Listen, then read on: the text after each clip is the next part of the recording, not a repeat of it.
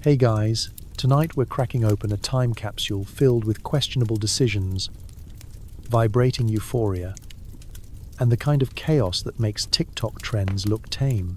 Welcome to the 1945's Benzedrine post-war drug pandemic. That's right, before Adderall had a PR team, before energy drinks were sold by people who definitely don't sleep, there was Benzedrine. The legal, over-the-counter, government-issued pep pill that promised to fix your mood, your marriage, and probably your lawnmower, while turning half a generation into insomniac tap dancers. So before you get comfortable, take a second to like the video and subscribe. But only if you actually enjoy what I do here. Leave a comment letting me know where you're listening from. Now, dim the lights, put on a fan for that smooth 1940s white noise, and nestle down. Get comfortable. Let's pause for a second. Have you ever wondered what it would feel like to walk into your local pharmacy, buy a tube for pure speed, and be encouraged to share it with the neighbors? Did everyone in the 1940s actually sleep, or was America just powered by nervous energy and vague optimism? Did housewives really clean the entire house in an afternoon, or were they just riding the Benzedrine Express? How do you survive a work week when every co-worker has had more amphetamines than sense? What do you do when your doctor prescribes you a stimulant for Monday morning feelings, and suddenly the PTA meeting turns into a dance marathon? Could you survive a day in a world where the best sleep aid is just running out of pills? Congratulations. You've just woken up in 1945. The war is over, ration coupons are out, and your medicine cabinet is basically a rave in a tin can. Good luck. Step into your corner drugstore in 1945, and you're greeted by the dulcet chime of the bell, the friendly wave of Mr. Thompson behind the counter, and a shelf positively loaded with brightly colored tubes labeled Benzedrine. No prescription required, just a handshake, $1, and a smile. You're not sick. You're not even tired. But apparently, everyone in town is popping pep pills like they're vitamin C. Welcome to the pharmaceutical Wild West. Let's set the scene. You push open the glass door and are immediately bathed in the smell of aftershave, talcum powder, and that uniquely crisp scent of freshly printed labels promising relief for fatigue, sluggishness, and, in smaller letters, Monday morning feelings. The floor tiles gleam under your feet, probably cleaned just minutes ago by the jittery teen behind the soda fountain counter. If you squint, you can spot old Mrs. Appleby methodically restocking greeting cards at superhuman speed. She's either training for a secret Olympic event, or she's had her morning dose of miracle medicine. Spoiler, it's the second one. This isn't your grandma's apothecary, with its dusty jars of odd-smelling herbs and mysterious cures that required a Latin phrase and a goat's blessing. No, the 1945 drugstore is modern, efficient, and oddly exhilarating. The shelves overflow with color and confidence, tubes of Benzedrine stacked next to cough syrup, cold creams, and the sort of candy that would make a dentist retire in protest. There's a distinct hum in the air, like a low-level electric current of optimism. Or maybe that's just everyone's heart rate. Let's talk about those Benzedrine inhalers. They're bright, cheerful tubes that look like something a cartoon character would carry. A little metallic stick, just the right size for a pocket or a purse. They promise instant energy, sharper focus, and enough pep to make cleaning the attic seem like a fun weekend hobby. You don't need a prescription. You don't even need a reason. Just walk in, flash a sheepish smile, and you're officially part of the post-war revolution, one that happens to come with a side of dry mouth and nervous foot tapping. If you glance at the counter, you'll see the latest display. Are you feeling down? Try Benzedrine. There's even a friendly cartoon mascot, wide-eyed and beaming, clearly on his fourth inhaler of the day. Next to it, a doctor's note, handwritten, framed, and unironically displayed, assures you that Benzedrine is just the boost you need to get through these modern times. Never mind that modern times means working 6 days a week, scrubbing every tile in your house, and pretending not to notice the neighbor alphabetizing his trash cans at midnight. You can hear snippets of conversation. A tired mom asking for something to help with the little one's tantrums. A businessman describing a persistent lack of pep, and old Mr. Wilkins muttering about how he hasn't slept since Pearl Harbor, but hey, at least the lawns never looked better. Mr. Thompson, the pharmacist, is the quiet maestro behind the counter, doling out pills, advice, and the occasional wink. He doesn't judge. He just rings up your purchase and, if you're a regular, adds a free pack of chewing gum as a thank you for shopping local. Please don't tell your doctor. The best part? Nobody is hiding. There's no shame in picking up a couple of tubes for the family. In fact, you might feel left out if you're not participating in the collective jitterbug. The community is buzzing, literally. You notice the local mailman, normally slow as molasses, has already delivered the entire street's letters and is now reorganizing the store's magazine rack with a fervor that borders on aggressive. Maybe it's the spirit of post-war America. Maybe it's the amphetamines. There's a strange camaraderie in the pharmacy these days. People trade tips on the best time to take your pep, the gentlest way to avoid the afternoon crash, and creative uses for your newfound inexhaustible energy. You haven't lived, whispers a PTA mom, until you've painted the entire dining room before sunrise. Everyone's moving, talking, doing. Nobody is bored. Nobody is tired. And if you are, there's a pill for that. But underneath the cheerful glow of neon signs and magazine advertisements, you can sense something a little frantic. Everyone's got that slightly wild look in their eyes. The sort of look that says, I could wallpaper the whole house right now. Or possibly wrestle a raccoon. Dealer's choice. It's hard to tell if people are genuinely happy or just very, very awake. So you grab your Benzedrine, wave goodbye to Mr. Thompson, and step back into the bright, humming world outside. Maybe you'll use it to clean the basement. Maybe you'll use it to survive the next neighborhood committee meeting. Or maybe you'll just put it in your pocket and marvel at the sheer audacity of a world where the cure for fatigue is free, legal, and comes in a shiny little tube. Welcome to the post-war pharmacy wonderland. Don't blink. You might miss something, or just find yourself alphabetizing the cat food aisle. It all began in the 1940s, when a few enterprising chemists discovered that amphetamines could clear your sinuses and, coincidentally, make you feel like you could rearrange your garage at midnight. By 1945, Benzedrine inhalers were as American as apple pie, just with more insomnia and slightly more jazz hands. Let's slow down and actually picture this. You're in a lab coat, sleeves rolled up, tinkering with chemicals in an era when safety goggles were more of a suggestion than a rule. The first person to stumble across the magic of amphetamines was likely just trying to fix a stubborn head cold. And in classic American fashion, they didn't just settle for relief, they wanted more. What if, in addition to breathing easier, you could also mow your neighbor's lawn, alphabetize your pantry, and write the next great American novel, all before breakfast? That was the pitch.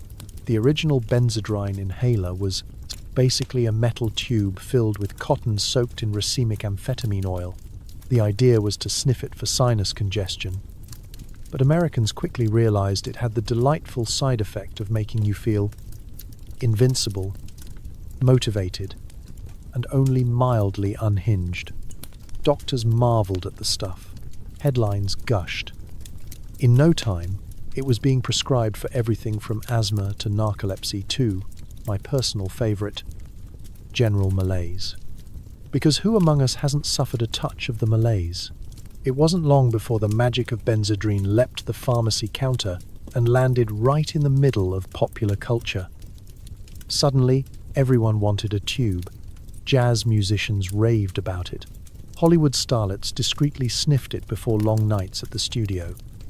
College students realized you could stay up all night writing a term paper, then ace your exam, and still have time to question your life choices. The inhaler's design was perfect for an era obsessed with innovation. It looked like something out of a Buck Rogers comic and could be used without ever breaking eye contact with your boss. The medical world absolutely loved Benzedrine.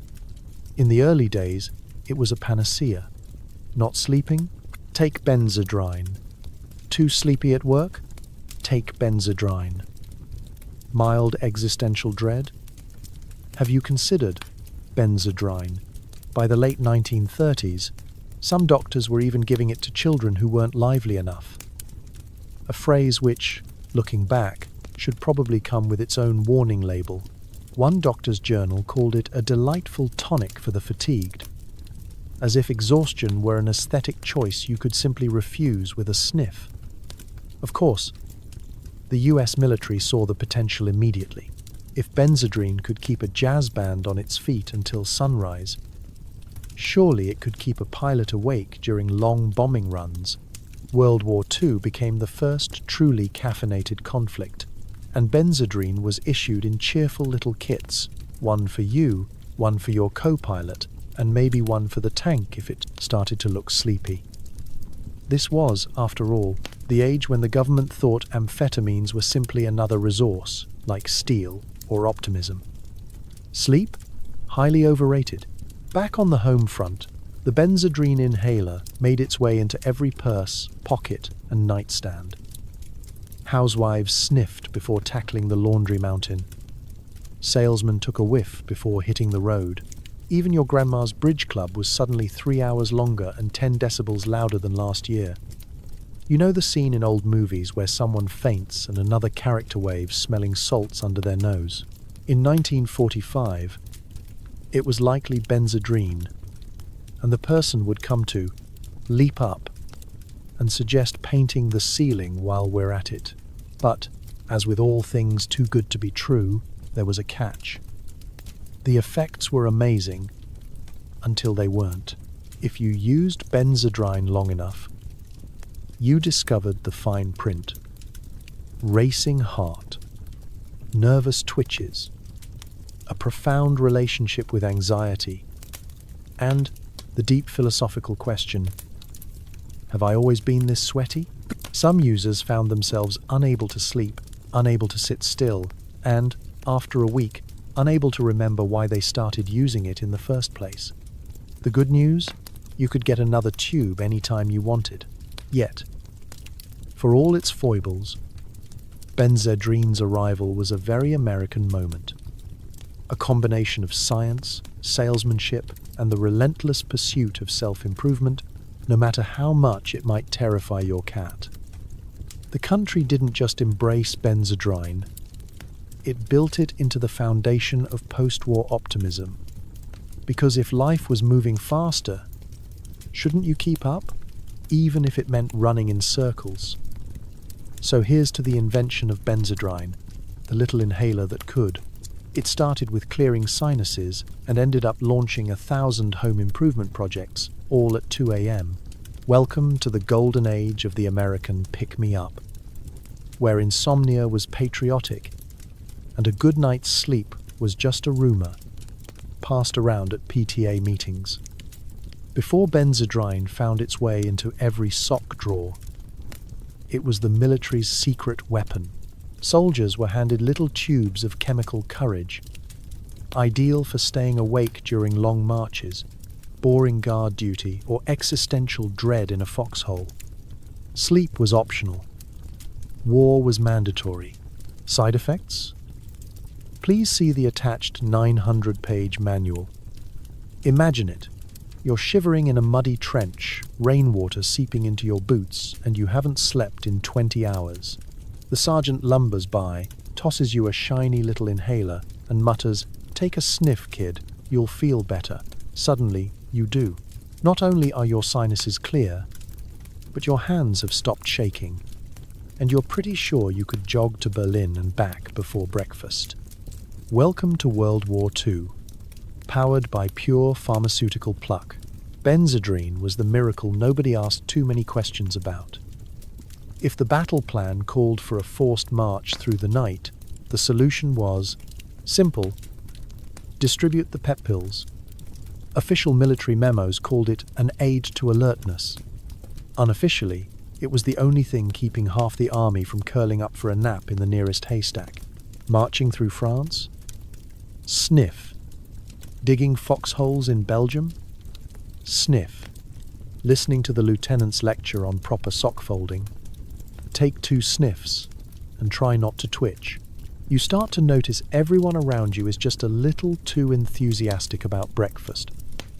Mess hall conversations are faster, eyes are brighter, and Private Jenkins has alphabetized his ration cans by label color. There's an unspoken understanding. If you're not running on caffeine, you're running on something much stronger. And if you're not running at all, congratulations, you're probably asleep on your feet, which is now a punishable offense. The beauty of Benzedrine, from the military's point of view, was its convenience. It didn't require fancy storage, complicated training, or even much persuasion. Need to boost morale? Hand out the pep. Need to keep pilots awake during a 12-hour bombing run? Here, have a little extra. Just don't try to solve world hunger before landing. Military doctors didn't just tolerate it, they prescribed it by the box. If you reported feeling low in spirits, unmotivated, or weary, your diagnosis was insufficient pep, and your treatment was sniff this. Then go dig a latrine. As the war dragged on, Benzedrine worked its way into every theatre of battle: European front, Pacific jungles, Arctic supply convoys. It didn't matter. If the mission required stamina, the answer was amphetamines. It got to the point where some soldiers weren't sure if they were fighting the Axis, the elements, or just the slow, inexorable pull of sleep. There are stories of paratroopers leaping out of planes at dawn, Benzedrine inhalers tucked next to their dog tags, hearts pounding so hard they couldn't hear their own parachutes open. If you wanted a definition of wired, you could find it in the US Army Field Manual, probably between camouflage and trench foot.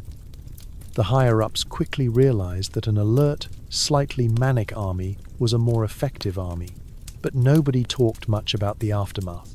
When the dust settled and the shooting stopped, the same soldiers who'd sprinted across Europe on little tubes of legal speed suddenly found themselves lying awake at 3 a.m., staring at the ceiling, wondering why the post-war world felt so slow. Re-entry into civilian life wasn't just about taking off the uniform. It was about learning to sleep again, to function without that humming chemical edge. And the side effects? Oh, the side effects. Official documents downplayed them. Some mild jitteriness, slight irritability, a tendency to reorganize the entire barracks at midnight. Unofficially, every squad had at least one guy who spent 3 hours reciting the Gettysburg Address backward while vigorously polishing his boots. Anxiety, paranoia, occasional existential dread. These weren't just side effects. They were part of the military package. But the alternative was falling asleep in the middle of a firefight, and nobody wanted to be that guy. After the war, many veterans brought their Benzedrine habits home. The little tubes migrated from helmet pouches to kitchen drawers, fueling late-night yard work, second jobs, and an epidemic of jittery optimism that made the 1950s look like one long caffeine crash. So, next time you find yourself wide awake in the middle of the night, reorganizing your sock drawer for the 3rd time, just remember, you're carrying on a proud tradition, one that started in the muddy fields of Europe with a handful of soldiers, a world at war, and a miracle drug that kept everyone marching long after common sense said it was time to lie down. Welcome to the legacy of wartime wonders. Sleep when you're dead, kid. There's a world to rebuild. Once the war ended, all those energetic veterans came home with a suitcase full of medals, some deeply suppressed trauma, and a passionate love for over-the-counter amphetamines. It wasn't long before Benzedrine moved from the trenches to your kitchen, right next to the flour and coffee. Why nap when you can organize the pantry 3 times before noon? You're back in your own bed for the first time in years. There's a real roof overhead, the smell of fresh laundry, and the sound of birds instead of bombs. But something's different. You wake up at dawn with your heart thumping like a marching band. And, for the first time in ages, there's nothing urgent to do. No enemy, no battle plan, just a cheerful spouse and a growing to-do list. Old habits die hard, though. You're used to running on adrenaline and Benzedrine, and the sudden quiet is unsettling. So what do? You crack open that little tube the army sent home with you. For alertness, the label still promises, like a whisper from your sergeant. Soon, the breakfast table isn't just set, it's transformed. You arrange the cutlery by size, refold the napkins twice, and alphabetize the cereal boxes. It's not nerves, it's pep. Across America, millions of veterans bring the front line home with them. Only now the battle is against dust bunnies and a kitchen drawer that just won't stay organized. Spouses look on in awe or mild terror as their partners repaint the living room before lunch, clean the gutters by dinner, and finish the crossword puzzle in record time. The honey-do list is completed before most people finish their coffee. This isn't just a household phenomenon, it's a nationwide movement. Your neighbor across the street? He's rebuilt his entire garage, twice. The postman has shaved 5 minutes off his route, and Mrs. Larkin down the block hasn't stopped gardening since VE Day. There's an energy in the air, and it's not just optimism. Every pharmacy in town keeps running out of Benzedrine inhalers. Demand is up, and nobody's questioning why the PTA meetings are twice as long but somehow more productive. The 1940s kitchen becomes the new command center. Housewives, who've spent the war years juggling jobs and ration cards, now find themselves competing with the frenetic pace of their newly returned husbands. Why take a nap when you can wash the curtains? Why settle for a clean kitchen when you can have a gleaming one? Family life becomes a domestic Olympics, with every chore turned into a race against time, and each meal prep session looking suspiciously like an army field exercise. Except now, everyone's smiling through slightly gritted teeth. Kids notice the difference too. Suddenly, Dad's teaching them how to make a bed with military precision and waxing poetic about the virtues of never being idle. The family dog starts hiding under the couch after his 3rd walk of the morning. The only creature in the house who gets any rest is the goldfish. And even he's starting to look a little jumpy. It's all part of the great post-war adjustment. Learning how to live and sleep without the constant drumbeat of war, or at least pretending to, with the help of over-the-counter pep pills. Magazines start running glowing ads for Benzedrine. Busy day? Take Benzedrine. For that extra boost, chirps the headline above a photo of a mother who's definitely vacuumed the carpet 4 times and still looks ready to take up competitive sports. Doctors, still wearing their white coats and sense of mid-century optimism, hand out prescriptions for fatigue, worry, or not enough pep, as if the only thing separating you from true happiness is a tube of government-approved motivation. But underneath the shiny surfaces and can-do attitude, something's different. People start noticing that the nights seem longer and nobody's sleeping quite as soundly as before. Tossing and turning becomes the new national pastime. The radio is always on, the lights are always burning, and someone is always up, quietly fixing the toaster or reorganizing the pantry at 2 a.m. It's as if the entire country forgot how to relax, replacing worry with productivity and rest with a relentless, jittery energy. Still, For a while, it works. Homes are cleaner, lawns are mowed, and families gather for dinner every night around a table that's just a little too spotless. The country is determined to move forward, to build something bright and new on the other side of chaos. And if it takes a few milligrams of Benzedrine to get there, well, that's just part of the American dream. So the next time you feel a sudden urge to scrub the grout or alphabetize the pantry, take a moment to thank the veterans and their medicine cabinets. Because sometimes the greatest migration isn't across oceans or continents, it's from the battlefield right to the breakfast table, one little inhaler at a time. It's a Tuesday in suburbia. Your neighbors' lawns are manicured, the houses gleam, and the local PTA president has already repainted the living room. Was it determination? Was it the spirit of the post-war boom? Or was it a little help from Benzedrine, which turned ordinary chores into a competitive sport? Nothing says domestic bliss like vacuuming at 3 a.m. You wake up in your twin-bed utopia, sunlight streaming through perfectly laundered curtains, and the first sound you hear is the faint whir of a distant Hoover. Next door, Mrs. Jennings is already up and at it, window open, apron tied, hair in immaculate rollers, and a smile so wide you'd think she's been up for days. Which, to be fair, she probably has. Across the street, someone's mowing the lawn with the intensity of a man trying to outpace his own existential crisis. The air is thick with the scent of fresh-cut grass, lemon furniture polish, and just the tiniest hint of something a little medicinal.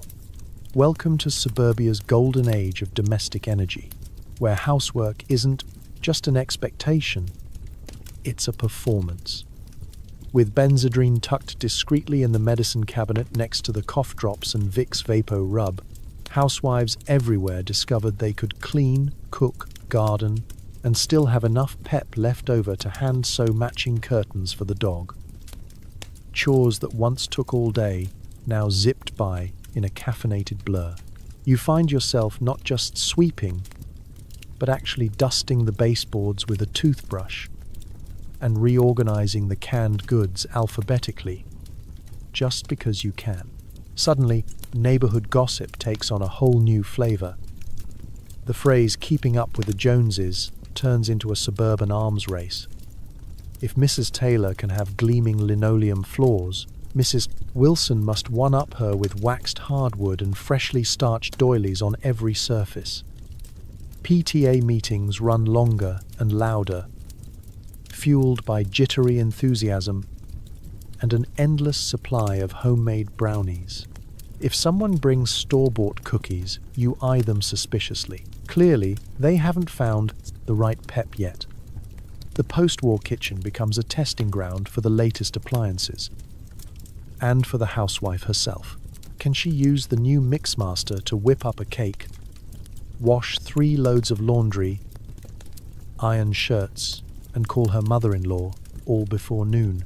With a little help from Benzedrine, the answer is always yes. Even mundane rituals become supercharged. Laundry is folded with military precision. Socks are paired and rotated by color. And the family dog starts hiding when he hears the word bath. Somewhere in the distance, a housewife has just cleaned the ceiling fan blades. While they're still spinning, the magazines cheer you on. Is your home as clean as it could be? Asks One Women's Monthly, next to a photo of a smiling mother with perfectly coiffed hair, a spotless dress, and the unblinking eyes of someone who has discovered a new dimension of consciousness. The ads aren't shy. Beat fatigue. Tidy faster. Keep up that sparkle. It's as if the American dream comes, bottled, with side effects that include hyperactivity and a mild inability to blink. It's not just about having a clean house. It's about having the cleanest house, the best dressed children, and the friendliest smile, even when you haven't slept in 2 days. There's a low-grade pressure humming underneath every freshly waxed floorboard. To be the perfect wife, the perfect mother, the perfect neighbor. And if perfection feels exhausting, there's always a little more pep in the medicine cabinet. But the cracks start to show. You find yourself reorganizing the linen closet for the third time this week. The kids are starting to ask why Mom never sits down, and your husband jokes that you're going to vacuum a hole in the rug. When you finally do lie down, the ceiling seems suspiciously dusty, and your brain starts plotting tomorrow's chores. Sleep becomes less of a necessity and more of a scheduling conflict. Still, for a while it works. The house sparkles, the lawns are lush, and the PTA runs like a well-oiled and slightly overclocked machine. You beam with pride, pouring lemonade for the neighbor while both of you silently judge each other's hedges. It's a clean, bright, and slightly surreal slice of American history. One where the secret ingredient in every pie was a little sprinkle of amphetamine. So tonight, as you walk through your perfectly ordered home, pause for a second. Take in the gleam, the shine, the faint hum of the vacuum next door. Remember, it wasn't just soap and elbow grease. It was the age of Benzedrine, the cleanest and possibly twitchiest era in suburban history. And if you ever feel like dusting at 2 a.m., just know you're carrying on a legacy that started with a little tube and a whole lot of restless ambition. In 1945, doctors handed out Benzedrine for anything. Fatigue, mild depression, tired housewife syndrome, slow Mondays, lazy Wednesdays, and the general malaise of being a human in the modern world. Side effects included jitteriness, rapid heartbeats, and thinking you've invented the next big thing, which turns out to be alphabetizing your pantry by color. Let's take you to the classic 1940s waiting room, with its hard chairs, the soft ticking of a clock, and a row of other exhausted Americans, all clutching their handkerchiefs, waiting for their appointment. Whether you've come in for a head cold, a lack of pep, or just to complain about the weather, your doctor is ready and waiting, with a stethoscope, a knowing nod, and a gleaming prescription pad. Forget the endless battery of tests or the soul-searching therapy sessions. If you look even vaguely tired, or just mention that you're not keeping up, the solution is the same. Have you tried Benzedrine? It doesn't matter who you are. Businessmen who can't face another meeting, teachers plagued by unruly children, factory workers with stiff backs, and teenagers who claim brain fog as a medical emergency, all walk out with the same little slip. And if you're truly lucky, the doctor will hand you a sample tube on the spot. Just a little pick-me-up, he'll say, as if you're about to run a marathon instead of folding towels for 3 hours. And it's not just the family physician. Dentists are in on it too. Picture this. You're in the chair, bib fastened, anxiously awaiting your fate. The dentist peers into your mouth, frowns at your molars, and before you can ask about fluoride, he's writing a prescription for Benzedrine. Not for tooth pain, oh no, but to help you bounce back after that difficult cleaning.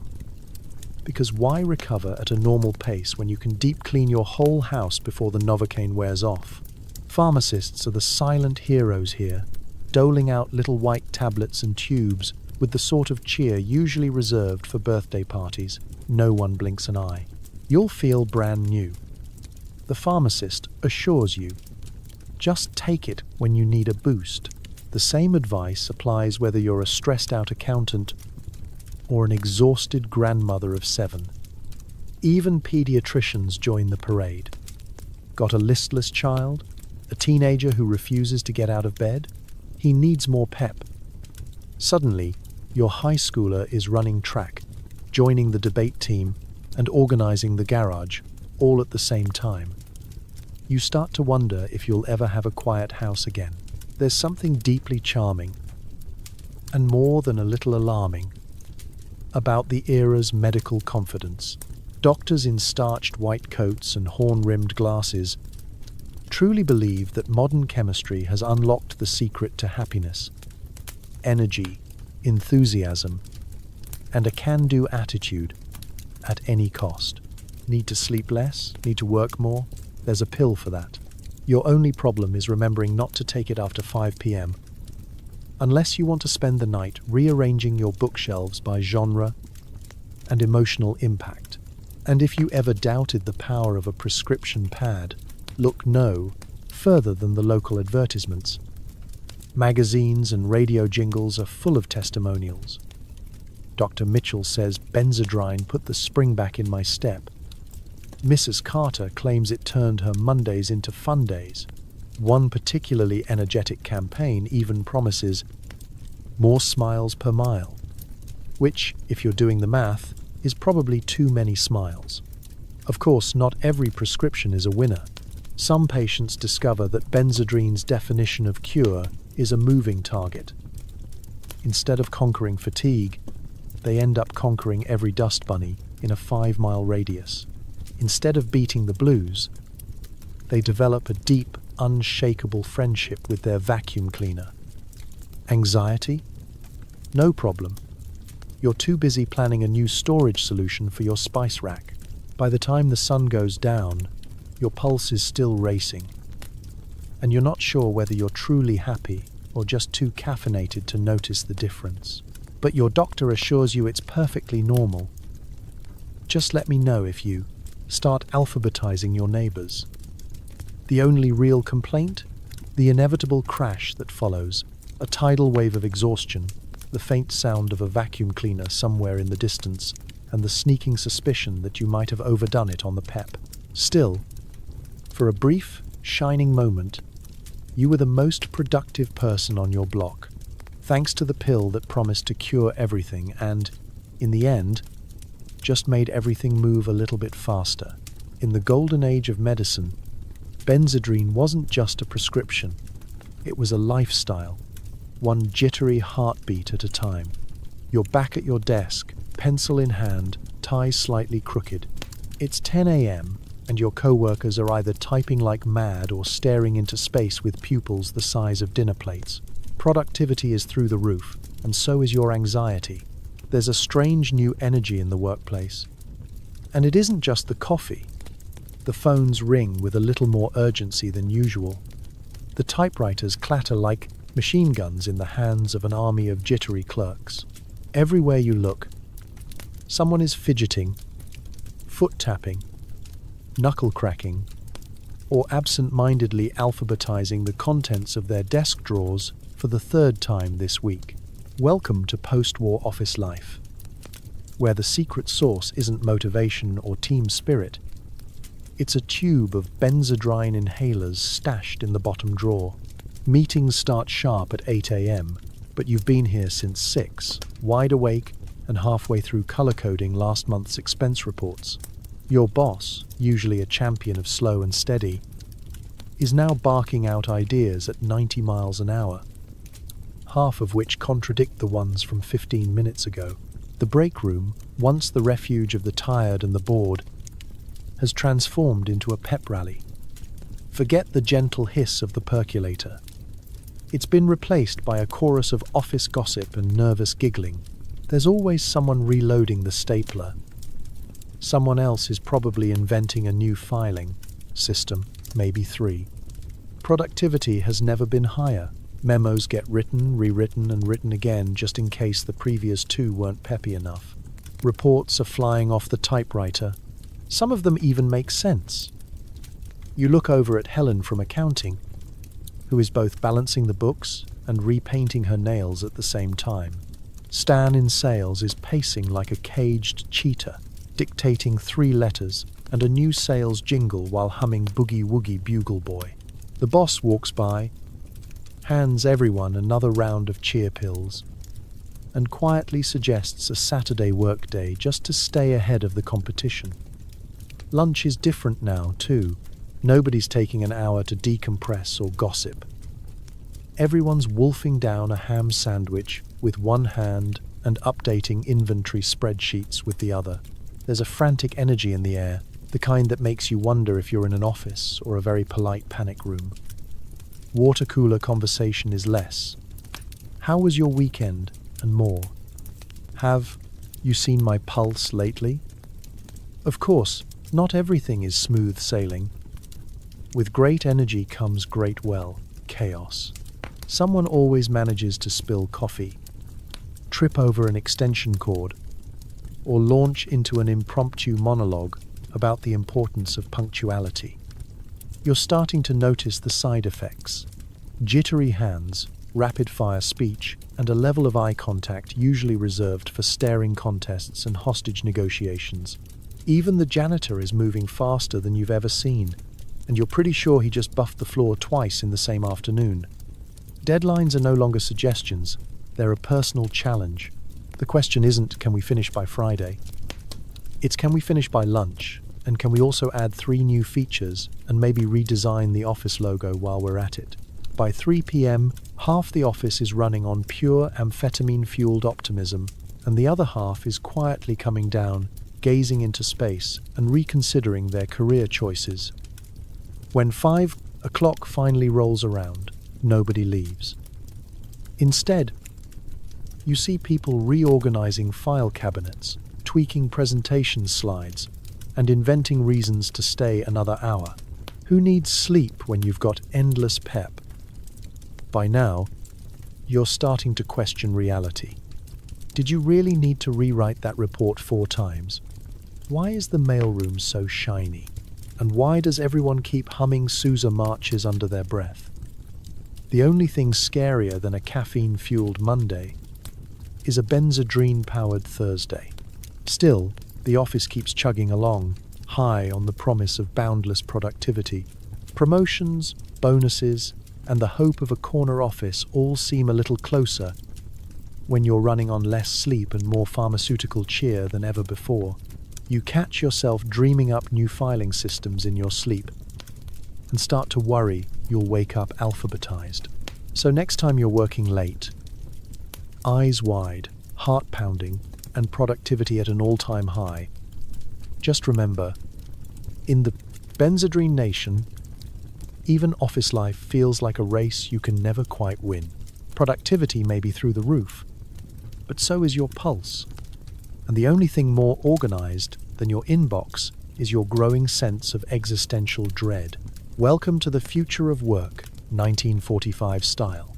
When every parent is wired on government-grade stimulants, even the most boring PTA meeting can spiral into a heated debate about the color of playground sand. You thought you signed up for cookies and crafts, but now you're drafting a new school constitution at 1 a.m.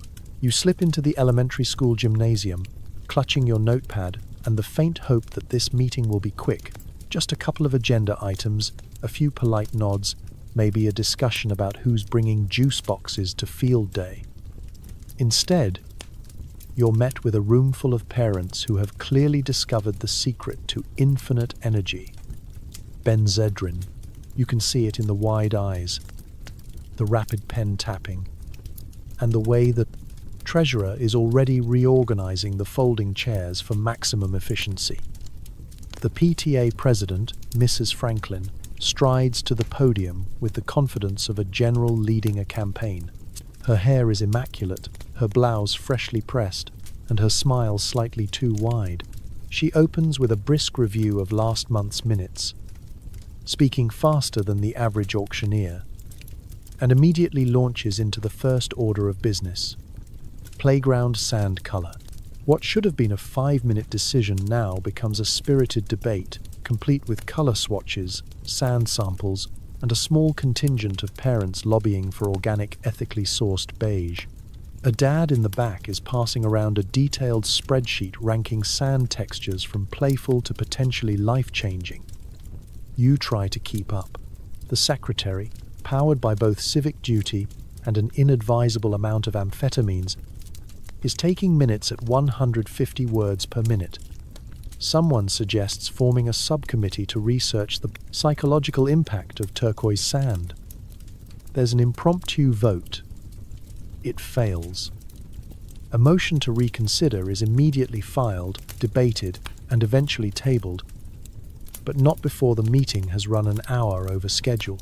The snack table, which should have been a beacon of comfort, is a war zone of perfectly stacked brownies, colour-coded napkins, and someone's gluten-free zucchini loaf that nobody asked for but everyone feels obligated to praise. No one eats, but the coffee urn is mysteriously empty by 8 p.m, a sure sign that even the decaf is being treated with the same reckless abandon as the Benzedrine inhalers tucked discreetly into half the purses. Outside, the school janitor wonders why the lights are still on and how many PTA parents it takes to change a fluorescent bulb. Inside, the debate rages on. A mum from the block over proposes a complete redesign of the pickup line to improve traffic flow. This snowballs into a heated argument about parking lot signage, child pedestrian safety, and, inexplicably, the need for whimsical wayfinding art to boost school spirit. By 10 p.m, you've reviewed the school's entire budget, audited the lost and found, scheduled 3 bake sales, and are now deep into a constitutional amendment that would allow for emergency meetings on short notice and divided by or emotional whim. A mild-mannered dad has just been nominated, without his knowledge, to chair the new after-school program optimization task force. He doesn't protest. He's too busy sketching out flowcharts for a more efficient dismissal process. As the night ticks on, parents become bolder. A new business item is introduced: repainting the gym ceiling. Ideally before next week's pep rally, there's talk of organizing a parent pep Olympics. The event would include speed laminating, competitive bake sale setup, and a final round of synchronized vacuuming. Someone makes a joke about turning the school parking lot into a drive-through homework drop-off. No one laughs. Someone else immediately starts a feasibility study. Somewhere around midnight, the group starts reworking the entire PTA bylaws, just in case we missed anything last year. You watch as subcommittees spawn sub-subcommittees, each with colour-coded folders and a disturbing level of enthusiasm. You could leave, but at this point, you're oddly invested in the future of playground sand. Plus, the adrenaline, and maybe a little Benzedrine borrowed from your spouse's medicine cabinet, is keeping you wide awake.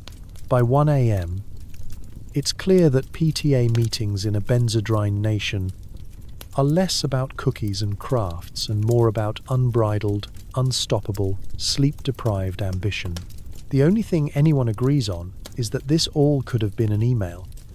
But you'll be back next week, because nobody in post-war suburbia actually sleeps. Not when there's a world to improve, one playground grain at a time. The strangest side effect of the Benzedrine era: nobody seems to sleep. Night after night, the windows glow. Radios hum. If you do manage to drift off, it's only because you've run out of pep pills, or your body has finally given up and filed for divorce. It's midnight in suburbia, but you'd never know it. Every house is alive with the gentle clatter of dishes being put away for the 3rd time, the drone of vacuum cleaners, and the endless shuffling of papers. As someone tries to balance the checkbook just one more time, the neighbor's lights flicker on and off, and there's always someone standing in the kitchen window, wide-eyed and clutching a cup of very unnecessary coffee. The dog is the only one actually sleeping, curled up on a pile of laundry that's been folded, unfolded, and folded again. The sun goes down, but the city doesn't. Radios play jazz at volumes that would have scandalized the Victorians. Children who should be dreaming of baseball are instead building elaborate blanket forts or coloring with the intensity of tiny Renaissance masters. Teenagers are writing poetry at 2 a.m, convinced they've discovered a new emotion. And somewhere, in every block, there's a dad regrouting the shower tiles and a mom alphabetizing canned goods. It's not insomnia, it's industry. Sleep becomes a kind of urban legend. something everyone vaguely remembers but can't quite achieve. People swap stories about the last time I had a full night, like war veterans comparing battle scars. I think I got 5 hours last Tuesday, but it could have been a dream. The local pharmacist starts offering friendly tips on power napping between doses of pep pills, and magazines run articles titled "How to Get More Out of Your 2 Hours" with cheerful advice like, "Try sleeping, sitting up, just in case you need to jump up and reorganize the linen closet." Doctors begin to notice the trend. They ask their patients, "Are you sleeping well?" and are met with blank stares and nervous laughter. After all, how can you sleep when there's always something left to do? The laundry is never quite done, the pantry could always be tidier, and the kitchen floor simply refuses to sparkle the way it should. Ambition and anxiety become the new lullabies, gentle reminders that if you're not moving, you must be falling behind. And it isn't just adults. School children start showing up with perfectly completed homework and suspiciously intricate dioramas built in the early hours while their parents recited multiplication tables like bedtime stories. Teachers marvel at the sudden burst of academic enthusiasm until they realize that most of the class is quietly doodling spirals in the margins, eyelids drooping but hands still twitching from too much pep. The only real downtime happens when the body finally waves the white flag. You collapse into bed, staring at the ceiling, brain buzzing with a never-ending to-do list. Maybe you sleep for a few hours, but it's a shallow, restless kind of rest, punctuated by vivid dreams in which you reorganize the entire neighborhood's sock drawers or host an impromptu PTA meeting in your pajamas. You wake up feeling more tired than when you went to bed. But hey, there's always Benzedrine. As time goes on, the lack of sleep becomes a badge of honor. You look tired, turns into a compliment, proof that you're getting things done. Families gather at the breakfast table, eyes red but spirits high, fueled by adrenaline, pride, and a little chemical assistance. You swap tips on the best blackout curtains, the strongest coffee, and whether counting sheep or simply reciting next week's chores works better as a sleep aid. Of course, the body has its limits. Eventually, someone nods off mid-vacuum, or a PTA mom is found dozing in the janitor's closet, clutching a folder labeled "Sand Committee, Urgent." But for a brief, sparkling era, sleep takes a back seat to productivity, optimism, and the never-ending hum of progress. So if you ever find yourself awake at 3 a.m., cleaning, out the fridge and humming swing tunes, know this: you're in good company. In the age of Benzedrine, nobody really sleeps. They just pause for a moment, refill their cup, and keep chasing that ever-elusive sense of accomplishment. Sleep? Never heard of her. But maybe tomorrow night. Maybe. It's midnight in the city, and the local jazz club is pulsing with the frenetic energy of musicians who definitely aren't just running on adrenaline. If you thought jazz was chaotic before, just wait until everyone is improvising at 160 beats per minute, and the audience is wide-eyed and clapping off-beat. Step inside. The air is thick with cigarette smoke, perfume, and the unmistakable tang of sweat earned from too much movement and too little rest. The bass thumps in the corner like a caffeinated heartbeat. You scan the room, horn players bouncing on their toes, the drummer spinning sticks between every fill, and the pianist absolutely sure he can fit 12 extra notes into every bar if he just plays fast enough. Welcome to the new jazz age, powered by Benzedrine, unfiltered enthusiasm, and an audience that could probably recite the periodic table backwards if given a chance. The band leader counts off 1, 2, 3, 4, except it sounds more like 1, 2, 3, 4, and they're off. The music surges. It isn't so much played as unleashed, a wall of sound that ricochets off the walls and ricochets again inside your brain. Solos last twice as long and travel in directions nobody, not even the soloist, could possibly have predicted. Saxophonists lean back, eyes closed, reaching for notes only dogs and other jazz musicians can hear. The upright bassist is sweating through his shirt, but smiling like he just discovered a new planet. The trumpet player is improvising a melody that might be the national anthem, or it might just be the tune stuck in his head since Tuesday. It's impossible to tell. And the audience? They're in it, truly, deeply in it. Couples are jitterbugging with the frantic, unpredictable energy of people who definitely missed their bedtime. A lone figure at the bar scribbles song titles on a napkin, his pencil moving so fast it might burst into flames. Everyone's hair looks a little windblown, a side effect of dancing, laughter, and possibly vibrating at a higher frequency than physics should allow. The applause comes in great spasmodic waves, landing between solos, and sometimes in the middle of them. Nobody's worried about tempo. Nobody is worried about anything. Every table is an ecosystem. Over here, a group of writers and would-be poets try to keep up with the music, trading quips and wild theories about the essence of swing. Over there, a pair of office workers drink black coffee with shaking hands, talking about the stock market and swapping stories about how their jazz-loving neighbor is now practicing saxophone at all hours, claiming the muse just won't let him sleep. The energy is infectious, overwhelming, almost hallucinatory. The club owner looks exhausted and quietly wonders if his bartender has somehow learned to teleport. How else is he keeping up with the orders? Back on stage, things are getting stranger. Someone pulls out a cowbell and starts a solo that nobody asked for, but everyone accepts as fate. The drummer, possessed by a rhythm only he understands, launches into a 10-minute solo. The crowd cheers him on, possibly because they think the solo is over, or possibly because they forgot it started. By now, even the ceiling fans seem to be spinning faster. If jazz was ever about breaking rules, this is the era it goes entirely off the rails.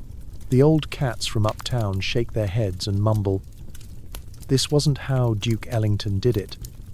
But even they have to admit, there's something magical in the chaos. Inspiration comes in jolts. Songs get written, rewritten, and sometimes forgotten entirely before the band leaves the stage. More than a few classics owe their existence to a sleepless night, a jittery rehearsal, and a generous supply of Benzedrine in the dressing room. As dawn creeps in, the last notes fade, but the club is still buzzing. Nobody is ready to go home. The musicians are wide awake, plotting the next set, the next gig, the next note. Even the janitor, sweeping up, hums a syncopated tune as if he too is riding the high. So if you ever hear a jazz record from the late 40s and wonder how on earth they managed to cram so many notes, so much energy, and so many wild ideas into one take, just remember, the secret ingredient wasn't just talent or ambition, it was a nation running on Benzedrine. Where the nights were long, the music never stopped, and the only rule was to play faster, louder, and weirder than the night before. Suddenly, teenagers have more energy than ever, and parents are beginning to wonder if this is normal. The local soda fountain turns into a jittery dance floor, and everyone's homework is suspiciously thorough. Benzedrine, now available in your kid's backpack. Let's set the scene. It's a Tuesday afternoon, and the high school bell has just rung. Instead of the usual slow trickle out the doors, a tidal wave of teens pours into the street, chattering, laughing, and practically vibrating with pent-up energy. Their destination? The soda fountain, of course, where a root beer float and a handful of friends is all you need for a post-war party. Or at least, that's how it used to be. Lately, something's different. The jitterbug isn't just a dance, it's a way of life. Inside the diner, every booth is occupied, every stool claimed. The jukebox plays at a relentless pace, and so do the kids. There's a constant swirl of motion. Someone tapping a foot, another scribbling algebra homework in the margins of a napkin, a group of girls comparing lipstick shades while planning the school carnival with military precision. The boys, fresh off football practice, look ready to play another game or three, barely breaking a sweat. You'd think everyone's had one too many milkshakes, but the secret's in their pockets. A little tube or tablet borrowed from a parent's medicine cabinet, or maybe scored from that one kid in study hall whose uncle works at the pharmacy. Benzedrine, once the private reserve of stressed-out housewives and hard-charging dads, is now the not-so-secret ingredient in teen culture. Teachers marvel at how essays appear on their desks a day early, written in meticulous handwriting, and, sometimes, suspiciously lengthy. Science projects glow with neon enthusiasm.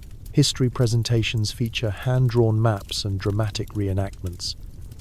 If anyone asks, it's just extra effort. But parents wonder, when did Sally start reorganizing the linen closet instead of painting her nails? Why is Jimmy memorizing the periodic table for fun? The after-school activities have leveled up too. The Glee Club harmonizes at a speed that would make swing bands jealous.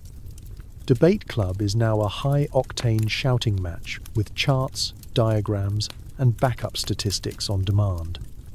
The yearbook committee has already finished next year's layout. Even the chess club is playing speed rounds and trash-talking with a vocabulary only possible from kids who've been awake since sunrise. Of course, the adults are slow to catch on. At first, they chalk it up to teen spirit or post-war optimism. But then the side effects start to show. The same kids who once fell asleep during geometry now can't stop fidgeting. The soda fountain's counterman wonders why his napkin supply has plummeted. Turns out, everyone's been writing to-do lists and drawing architectural plans for their dream bedrooms. Parents compare notes at PTA meetings, hoping someone else's child is also reorganizing their sock drawer at midnight. Sleep, never a teenage priority, becomes a lost art. Bedrooms glow with lamplight long after curfew, and teachers start getting homework, assignments time-stamped at 3:14 a.m. "Did you even sleep last night?" becomes a common greeting in the school hallway. "Why would I?" comes the cheerful, wide-eyed reply. It doesn't take long for the drawbacks to emerge. Mood swings, jittery nerves, a sudden drop in patience for boring classes. Some kids crash hard, dozing off in the middle of history class or nodding over their untouched burgers at the diner. The soda fountain, once the heart of social life, now doubles as a holding pen for twitchy teens and their even twitchier parents, who are starting to wonder if maybe things have gone a little too far. But for a brief, dizzy era, youth in America runs on pure pep. The world seems wide open, the future bright and boundless. And the only thing you can't seem to find is a teenager who wants to sit still. If your own kids suddenly seem extra ambitious or extra anxious, don't worry. It's just the Benzedrine talking. And like all crazes, this one too will come down. Until then, buckle up. After-school madness is here to stay. At least until the next great American fad. Want to lose 10 pounds in a week and also develop a deep spiritual connection with your refrigerator? Benzedrine quickly became the secret ingredient in every new diet plan. Who needs food when you're not hungry and too busy reorganizing your sock drawer? Step into the world of 1940s weight loss, where the secret to slimming down wasn't kale, CrossFit, or counting points. It was chemistry. You open a women's magazine and there it is. A glowing advert for the latest miracle cure. Feeling sluggish? Clothes fitting tighter? Try Benzedrine. and reclaim your figure fast. It promises rapid results, boundless energy, and a new you by next Tuesday. The only thing missing is a warning label saying you might forget what food even is. By 1947, the diet industry is booming and housewives are first in line. The neighbor down the street who's suddenly skipping meals and running laps around her backyard. She's just found the willpower, she claims, but you see the telltale signs. The slightly frantic gleam in her eye, the stack of reorganized Tupperware, and the fact that she hasn't blinked since breakfast. The local beauty shop is filled with whispered tips about pet pills, how to ask your doctor, where to stash them so the kids don't find them, and what to do when you've alphabetized your recipe cards for the third time this week. Doctors and dietitians, those modern champions of wellness, are more than happy to join the parade. Patients are prescribed Benzedrine for weight management, low spirits, and the ever-popular spring fatigue. Forget about portion control or mindful eating. Your new mantra is, if you can't remember the last time you ate, you're doing it right. Even the pharmacy clerk knows the drill. Slide the pills across the counter with a knowing wink, and wish you luck on your journey to a trimmer waist and, let's be honest, a slightly more cluttered sock drawer. Food itself starts to lose its shine. Meals become afterthoughts, and dinner is less a family gathering and more a brief pause between projects. You set the table, pour a glass of tomato juice, and marvel at how not hungry you feel. The refrigerator becomes your confessional booth. Open the door, gaze at the leftovers, close it again, and resolve to sweep the garage instead. Why snack when you can vacuum? Why worry about cake when you've just reorganized the cutlery and have 3 more closets to go? The results, for a little while, are dazzling. Pounds drop off, skirts fit looser, belts are cinched tighter, compliments roll in at dizzying speed. You look incredible. What's your secret? How do you do it all? Nobody says the word Benzedrine out loud, but you all share the secret handshake. Slightly twitchy fingers, nervous laughter, and an unspoken agreement not to talk about sleep. But there are side effects to all this pep. For every compliment, there's a rumbling stomach. For every lost pound, there's a strange new habit, maybe alphabetizing your spice rack or planning to dust behind the fridge at 2 a.m. Your friends are starting to look more frazzled than fashionable, and the family dog is developing a nervous tic from being walked 6 times a day. Dinner conversation? Mostly just plans for tomorrow's chores and theories about why the scale won't budge after the initial drop. The truth, whispered over beauty parlor dryers and PTA meetings, is that nobody can keep up this pace forever. The crash comes suddenly. Hunger pangs, exhaustion, and the odd realization that you miss toast. You're not just losing weight, you're losing sleep, patience, and the ability to sit still. By the end of the week, you'd trade all your new energy for a slice of pie and a guilt-free nap.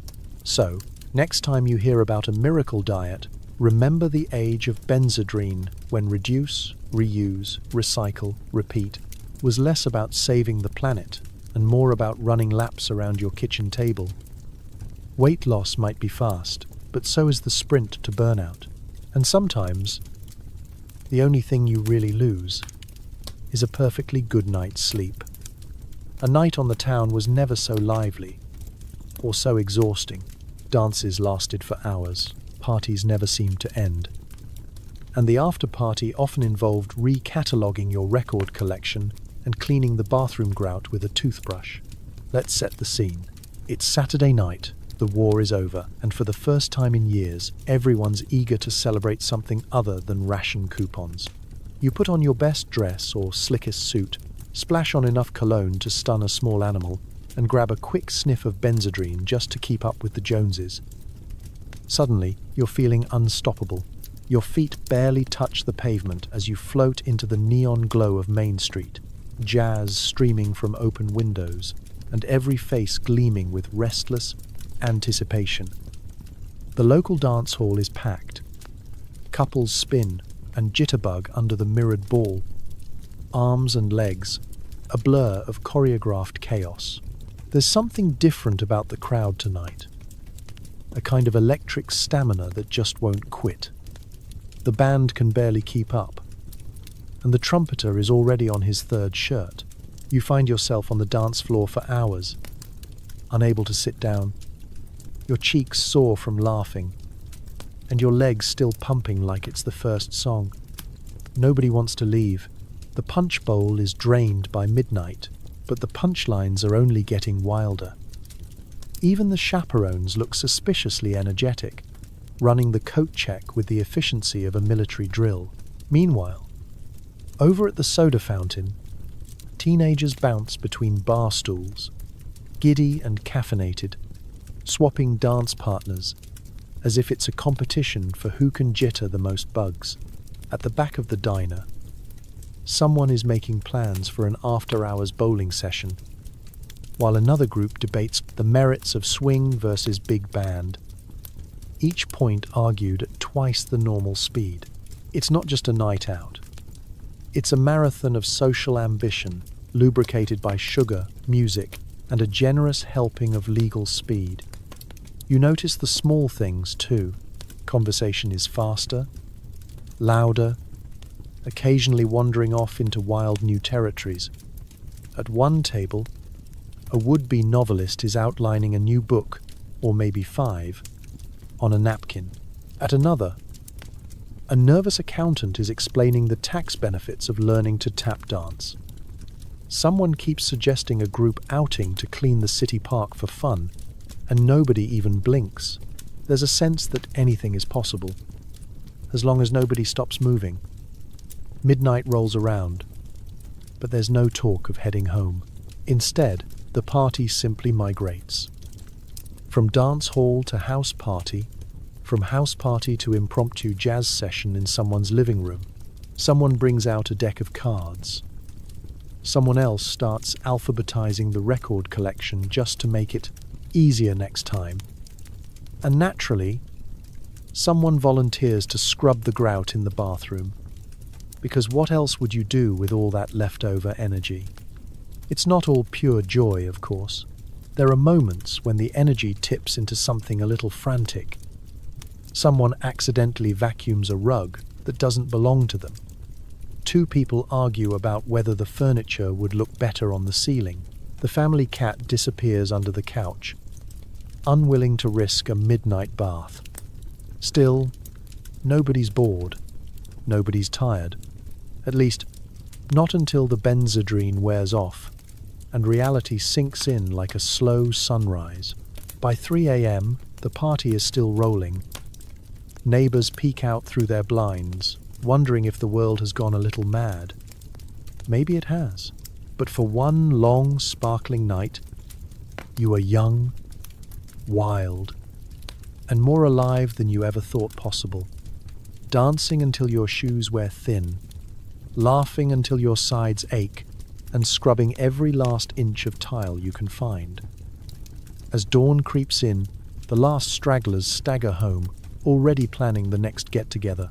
There will be more nights, more music, more excuses to stay awake and chase the endless thrill of a world that finally feels safe, open, and alive.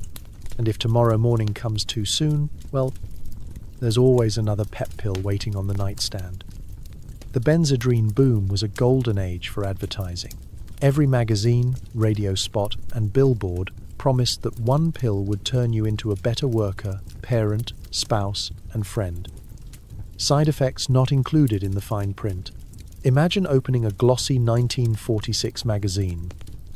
A cheerful woman, pearls gleaming and kitchen spotless, beams at you from the page. The headline reads, "More pep for a happier you." Below, a neatly illustrated Benzedrine inhaler, looking less like a pharmaceutical device and more like a magic wand for suburban bliss. For those days when you just can't keep up, chirps the ad copy. And you start to wonder if maybe all you need is a Little more pep to finally alphabetize the spice rack or become PTA president. Turn the page and there's a dapper businessman, arms overflowing with paperwork, grinning as if taxes were his favorite hobby. Conquer the workday slump with Benzedrine, America's #1 pick-me-up. There's a footnote promising clinically tested results, but somehow omitting the part about feeling like you could rewire your entire office lighting system before lunch. The message is everywhere. Why be ordinary when you can be relentlessly productive? Radio jingles are even peppier. Benzedrine. That's what you need for energy. It's catchy, upbeat, and sounds suspiciously like something you'll be humming in the shower long after you've forgotten what sleep feels like. The jingle gets stuck in your head, along with the sneaking suspicion that your neighbor's new flower bed was planted at 3 a.m. with a shovel and a surplus of enthusiasm. The world of advertising is buzzing. Agencies in New York and Chicago put their best minds on the job, cranking out slogans that make Benzedrine sound like the solution to all life's woes. For busy moms and dads, don't let fatigue slow you down. The pill with more thrill. Posters go up in pharmacies, department stores, and yes, even the local bowling alley, because apparently, even bowlers need a little help making it through a double-header. Doctors and dentists lend their faces, white coats and earnest gazes to full-page ads, reassuring readers that this new wonder drug is doctor-approved and safe for daily use. Translation: don't ask too many questions. You find testimonials from satisfied users. Mrs. Gladys, who just hosted Thanksgiving for 30 without blinking, or Mr. Cooper, whose sales figures have never been higher. These are not actors, the ad assures you, though you can't help but notice the slightly frantic gleam in their eyes. If you listen closely, you'll catch a certain mania under the optimism. The ads promise happiness, energy, even popularity. Your friends will notice, boasts one radio spot, and you wonder if that's a good thing. Especially if your new favorite hobby is rearranging the living room furniture at midnight. Children's magazines slyly hint that mom's secret weapon is more than just elbow grease. But the marketing machine isn't just about dreams. It's about dollars. Sales reps crisscross the country, dropping off samples and posters, bribing pharmacists with fruit baskets, and holding pep parties for housewives who want to do it all.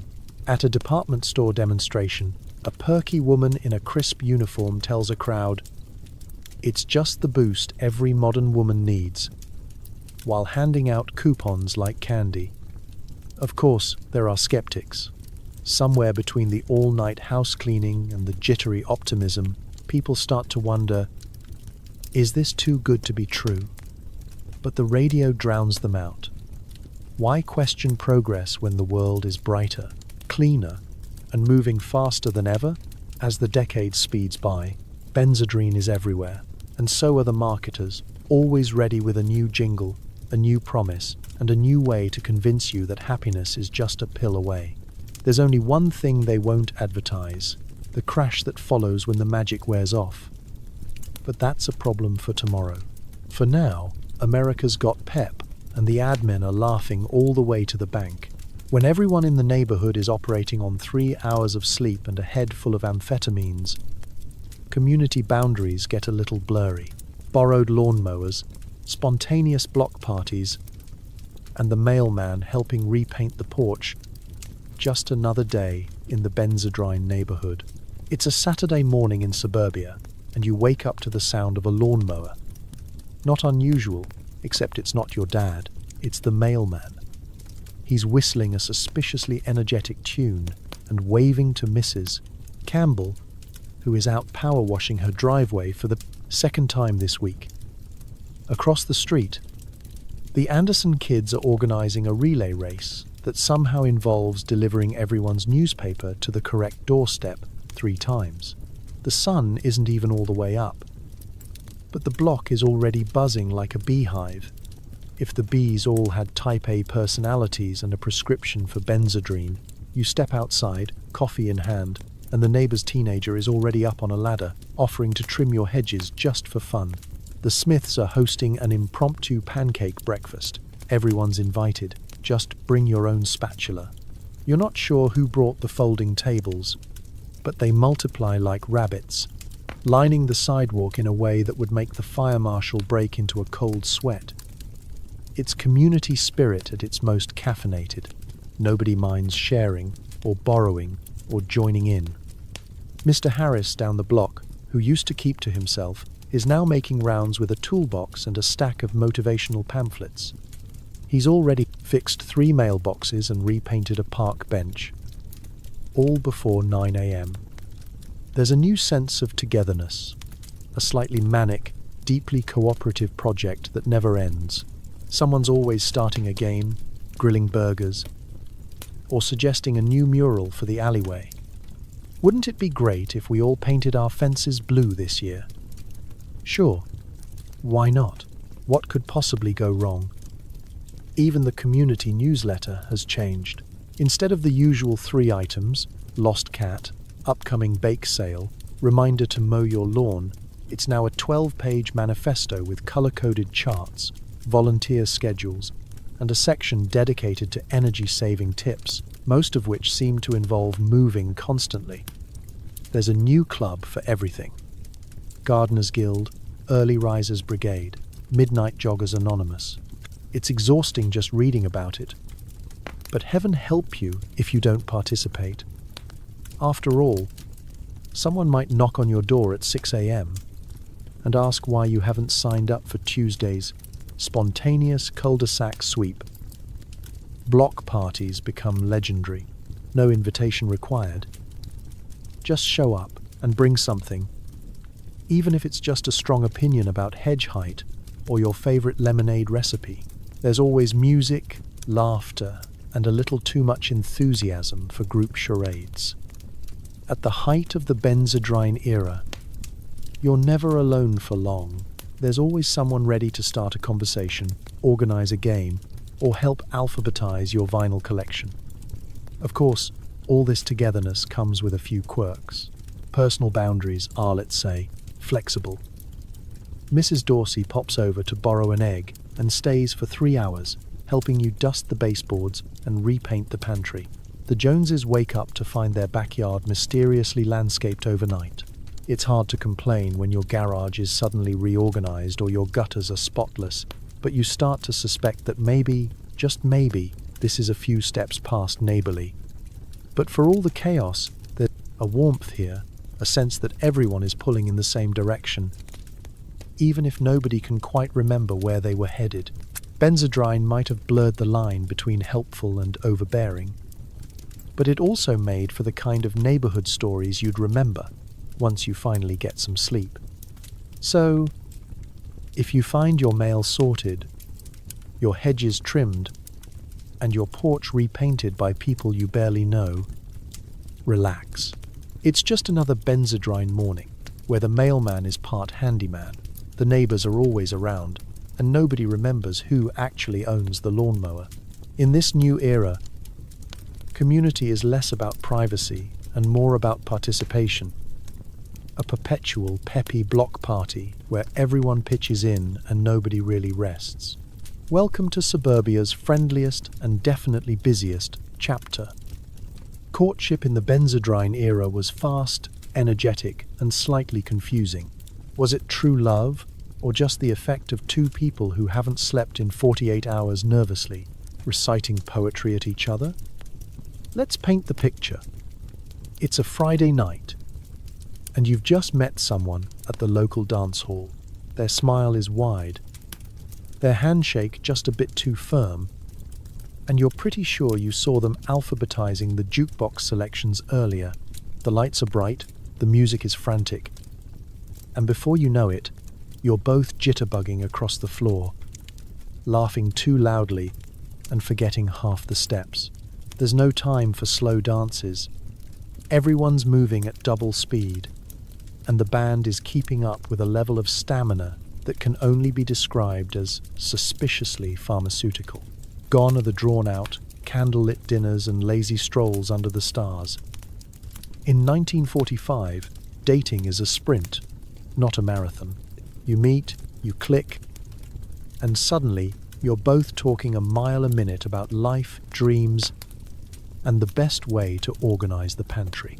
You don't so much fall in love as trip and tumble headlong into a whirlwind of activity.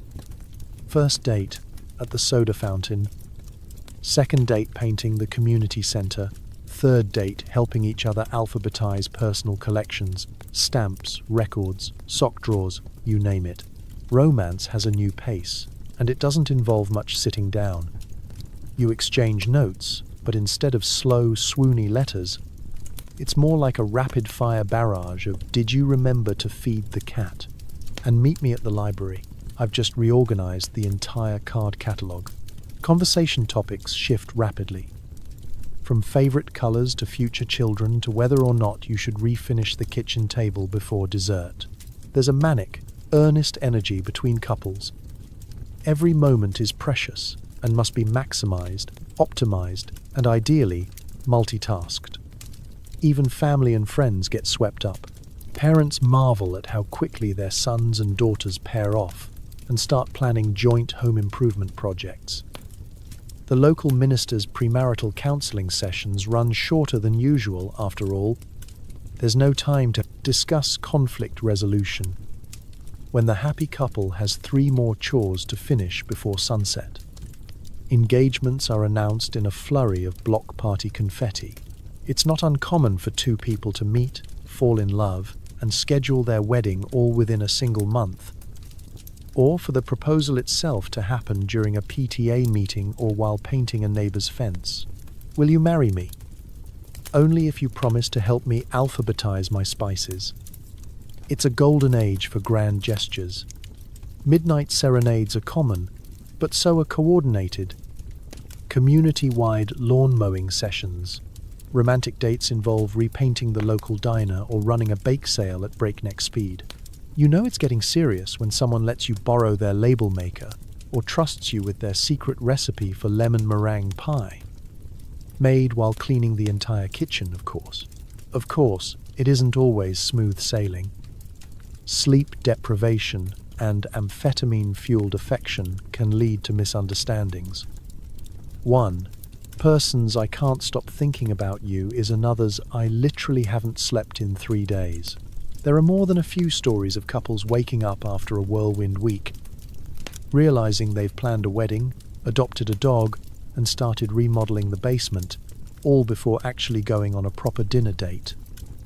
Still, the era's romances have a charm all their own. Equal parts exhaustion, exhilaration, and genuine affection.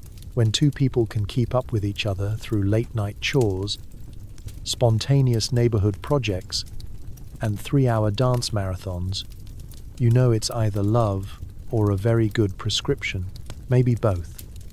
So if you find yourself swept up in a romance that feels too fast to be real, just remember, sometimes the best love stories are a little unhinged, especially in the Benzedrine era, when falling for someone means moving at the speed of light, organizing your lives together from day one, and learning that true love can survive almost anything, except, maybe, a shared lack of sleep. It wasn't all fun and productivity. For every sparkling smile and spotless kitchen, there was a shadow, insomnia, anxiety, jittery hands, and the creeping suspicion that maybe, just maybe, this miracle drug had a downside. You start to notice the little things. The neighbor, who used to love her afternoon naps, now paces the block at 2 a.m., muttering about dust mites and paint samples. Your best friend shows up to coffee with bags under her eyes and a smile just a little too tight, insisting she's never felt better, but twitching every time someone mentions laundry. The local barber claims he's on the cutting edge of style, literally, since he can't seem to stop his hands from shaking. Everywhere you look, there's a low-level hum of nervous energy, a current running just beneath the cheery surface. At first, it's easy to dismiss the symptoms as just stress. Who wouldn't be a little edgy after a world war and a decade of rationing? But soon it becomes clear that the same little pill making the house cleaner and the PTA meetings livelier is also making sleep harder to catch than a well-caffeinated squirrel. Some people simply stop sleeping altogether. Their nights filled with nervous cleaning, compulsive baking, and impromptu brainstorming sessions for neighborhood improvement projects. The physical side effects sneak up on you. A heart that beats just a bit too fast. Hands that can't stop fidgeting. A jaw that aches from constant, anxious chatter. You find yourself unable to sit still, even when you want to. The urge to keep moving, to keep doing, becomes impossible to resist. You start alphabetizing things you didn't even know could be sorted, like the fruit bowl or the family photo albums. Emotionally, things get weirder. There's an undercurrent of anxiety. A collective breath held just a little too long. Tempers flare over the smallest slights. Someone left the towels unfolded, or forgot to little to me. Stack the plates by size. Conversations that used to be light and breezy now have an edge, as if everyone is running on the same overclocked, under-rested nervous system. At block parties, neighbors start talking over each other, voices rising in volume and pitch, until the whole thing feels like a game show without a host. Paranoia starts to creep in. Did you lock the front door? Are the curtains drawn just right? Is everyone judging you for missing a spot on the kitchen floor? It's as if the entire neighborhood is slowly being wound up like a clock. The tension building with every lost night of sleep and every new organizational breakthrough. Kids begin to sense it too, their parents jumpier, stricter, and less able to laugh at small mistakes. Doctors, who once handed out Benzedrine with a wink and a smile, now start hearing new complaints. Racing heart, restlessness, can't sleep, and feeling out of sorts. Some people begin quietly asking if there's something they can take to come down at night, which starts another wave of prescriptions, this time for sedatives. The pharmacy counter becomes a revolving door. Pep pills in the morning, sleeping pills at night, and nobody quite sure if they're coming or going. There's also the crash. For every burst of energy, there's an inevitable come-down, a wave of exhaustion, headaches, and the bleak realization that no amount of vacuuming will ever make you truly content. Productivity turns into irritability. Energy collapses into a heap on the living room rug. The very thing that once seemed like a miracle cure now feels like a trickster, offering the world and taking a little piece of you in return. But here's the thing. Nobody talks about it. It's easier to compliment a gleaming kitchen than ask how many hours of sleep it cost. So, the cycle continues, with everyone nodding along, secretly hoping the next dose brings more cheer and less chaos. In the end, the biggest side effect of all is silence, a collective, jittery agreement to keep chasing perfection, one sleepless, over-polished day at a time. Eventually, even the most enthusiastic users started to notice that they couldn't sit still, couldn't sleep, and couldn't remember what life was like before every thought came with its own nervous tap dance. Doctors began quietly asking, "Should we maybe stop?" It starts innocently enough. You find yourself sweeping the driveway at midnight, reorganizing the garden tools for the third time this week, and wondering if the hammer and the wrench really need separate drawers, or if, perhaps, there's a higher organizational state you just haven't unlocked yet. The neighbors peek out their windows and nod in sympathy. They've been there too, rearranging holiday decorations in July, or repainting the mailbox for the good vibes. But the cracks start to show. Your friends cancel lunch dates, citing unfinished chores. You hear tales of block parties that never end and closets so well organized they border on abstract art installations. Still, nobody wants to be the first to admit there's a problem. There's a certain pride in perpetual productivity, in having a lawn that looks like a putting green, and a garage that could pass a military inspection. Who wouldn't want to be on top of things? Except, it turns out, things are starting to feel a little too on top of you. Doctors begin to take notice. At first, they chalk it up to nerves, the natural aftermath of war and worry. But as more patients appear with tales of insomnia, heart palpitations, and a gnawing sense of unease, the pattern becomes impossible to ignore. One by one, people file into their local clinics, sheepishly describing their symptoms. I can't sit down for dinner. I reorganized the pantry at 2 a.m. again. Last night, I alphabetized my sock drawer and then started on the neighbors. Even the most unflappable physicians start raising their eyebrows and stroking their chins. It's not just physical. There's a mental static, a buzz that won't quit. Ordinary worries blossom into obsessions. If one project is finished, another appears, always urgent, always pressing. The desire for rest is overshadowed by a compulsion to keep moving. Restlessness becomes a way of life. And with every sleepless night, the lines between normal and manic blur a little more. As word spreads, the first whispers of caution appear in the Sunday paper and women's magazines. "Are you too peppy?"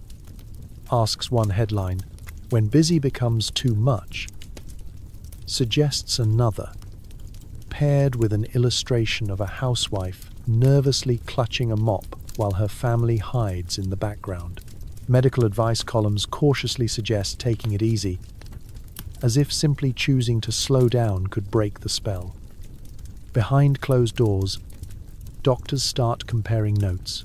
The stories are all the same. Jittery patients, strained marriages, a parade of exhaustion and frayed nerves. Some professionals, perhaps a little too gung-ho in their earlier prescriptions, start quietly suggesting a different approach. Maybe try a cup of chamomile tea instead. Perhaps it's time to cut back, but no one wants to go cold turkey. After all, there's a lot of garage left to clean, and tomorrow's another day with another list. Families, too, begin to feel the strain. Dinner conversations shift from cheerful banter to anxious rundown of chores yet to be completed. Children wonder why their parents never seem to relax, and spouses tiptoe around the subject of maybe doing a little less. It's like living in a perpetual state of anticipation, the finish line always moving, the sense of accomplishment never quite settling in. Eventually, the talk becomes impossible to avoid. PTA meetings run long. Neighbors confess their sleeplessness over lemonade, and someone admits they miss the old days, when a messy garage just meant you had better things to do. The collective realization sets in. Maybe it's not natural to feel this close, wound up all the time. Maybe the best thing to organize is a good night's sleep. So, if you find yourself staring at a spotless garage and still feeling restless, don't panic. You're not alone. Sometimes the bravest thing is to admit when it's time to put down the broom, close the toolbox, and remember what peace and quiet sound like. In a world obsessed with doing, it turns out knowing when to stop is the real miracle cure. As reports of erratic behavior, breakdowns, and occasional accidental home renovations piled up, the government finally took notice. Were pet pills the answer? Or had America just turbocharged its anxiety for fun and profit? It began quietly. An uptick in letters to the editor, strange stories shared in medical journals, and the occasional news segment featuring a frazzled expert wondering aloud if maybe, just maybe, miracle medicine had gotten out of hand. At first, officials shrugged it off. After all, wasn't productivity at an all-time high? Weren't families cleaner, streets safer, and lawn care businesses booming? The American dream was alive, well, and apparently running on very little sleep. But the complaints kept coming. Across the country, School principals reported PTA meetings stretching into the wee hours, leaving teachers napping in broom closets and parents arguing over the color of cafeteria trays. Doctors sent letters to state health departments, describing patients who couldn't sit still, couldn't sleep, and occasionally mistook the family cat for an uncompleted task. Police officers fielded calls about neighbors vacuuming at 3 a.m. and the sudden rash of spontaneous block-wide renovations. The word restless was fast becoming a public health crisis. Congress got wind of it next. Lawmakers who had once cheerfully posed for photographs with bottles of energy tonics now faced angry constituents. My wife alphabetized the entire neighborhood's spice racks and hasn't sat down since Easter, wrote 1. Only half joking. There were hearings, hours of testimony from doctors, housewives, nervous businessmen, and at least one mailman who claimed he'd mowed 6 lawns before breakfast and still felt twitchy. The phrase Benzedrine psychosis started popping up in official transcripts, alongside terms like stimulant misuse and potential for dependency. Suddenly, Benzedrine was the topic du jour in every smoke-filled back room and policy breakfast. Agencies scrambled for answers. The Food and Drug Administration launched an investigation. Not that anyone at the FDA was sleeping much, either. The press, sensing a scandal, jumped on the story. Newspapers ran front-page features about the perils of pet pills. Radio hosts debated if America had traded in its worries for a brand new set of jitters, now available over the counter. Doctors' offices filled with the newly concerned, where once a little restlessness was shrugged off as a side effect of modern life. Now it was a warning sign. Clinics set up new intake forms with questions like, "Do you feel compelled to reorganize your sock drawer at midnight? And have you experienced a sudden urge to repaint your neighbor's porch?" The answers were less amusing than anyone hoped. For the first time, public health campaigns urged moderation. Posters appeared in pharmacies. More isn't always better. Ask your doctor before using Benzedrine. Public service announcements on the radio, delivered with the same cheerful voice as toothpaste ads, warned against overuse of household energy aids.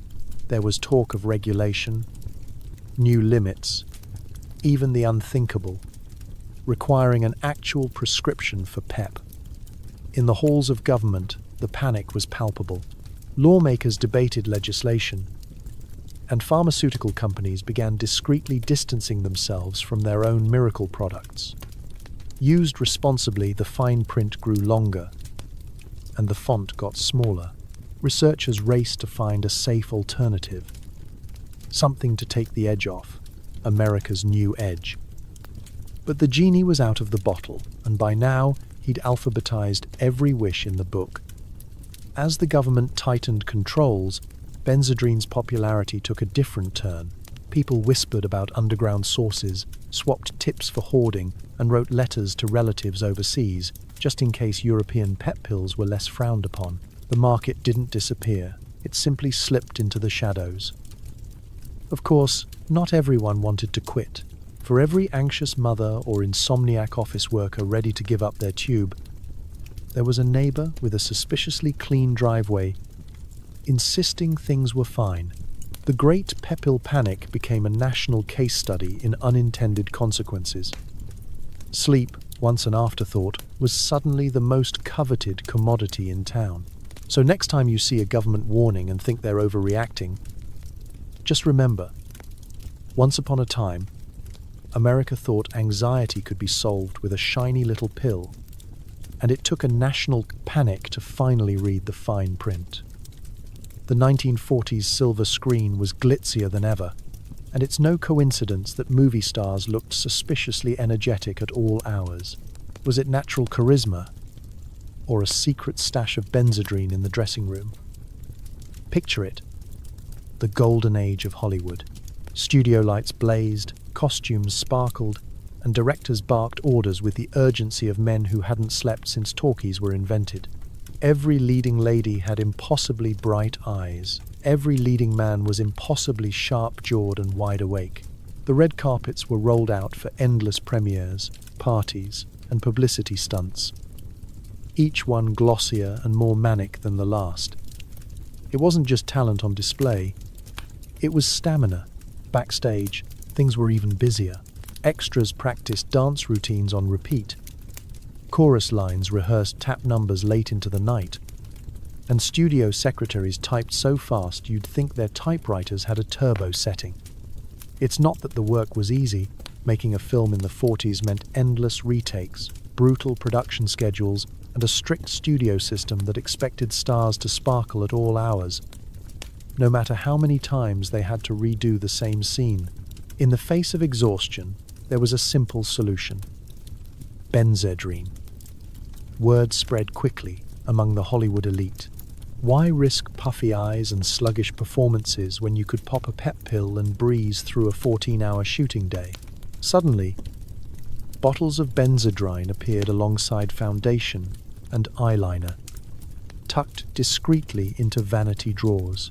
The makeup chair became a two-stop shop, a dab of rouge for color, a little amphetamine for that wide-eyed, tireless glow.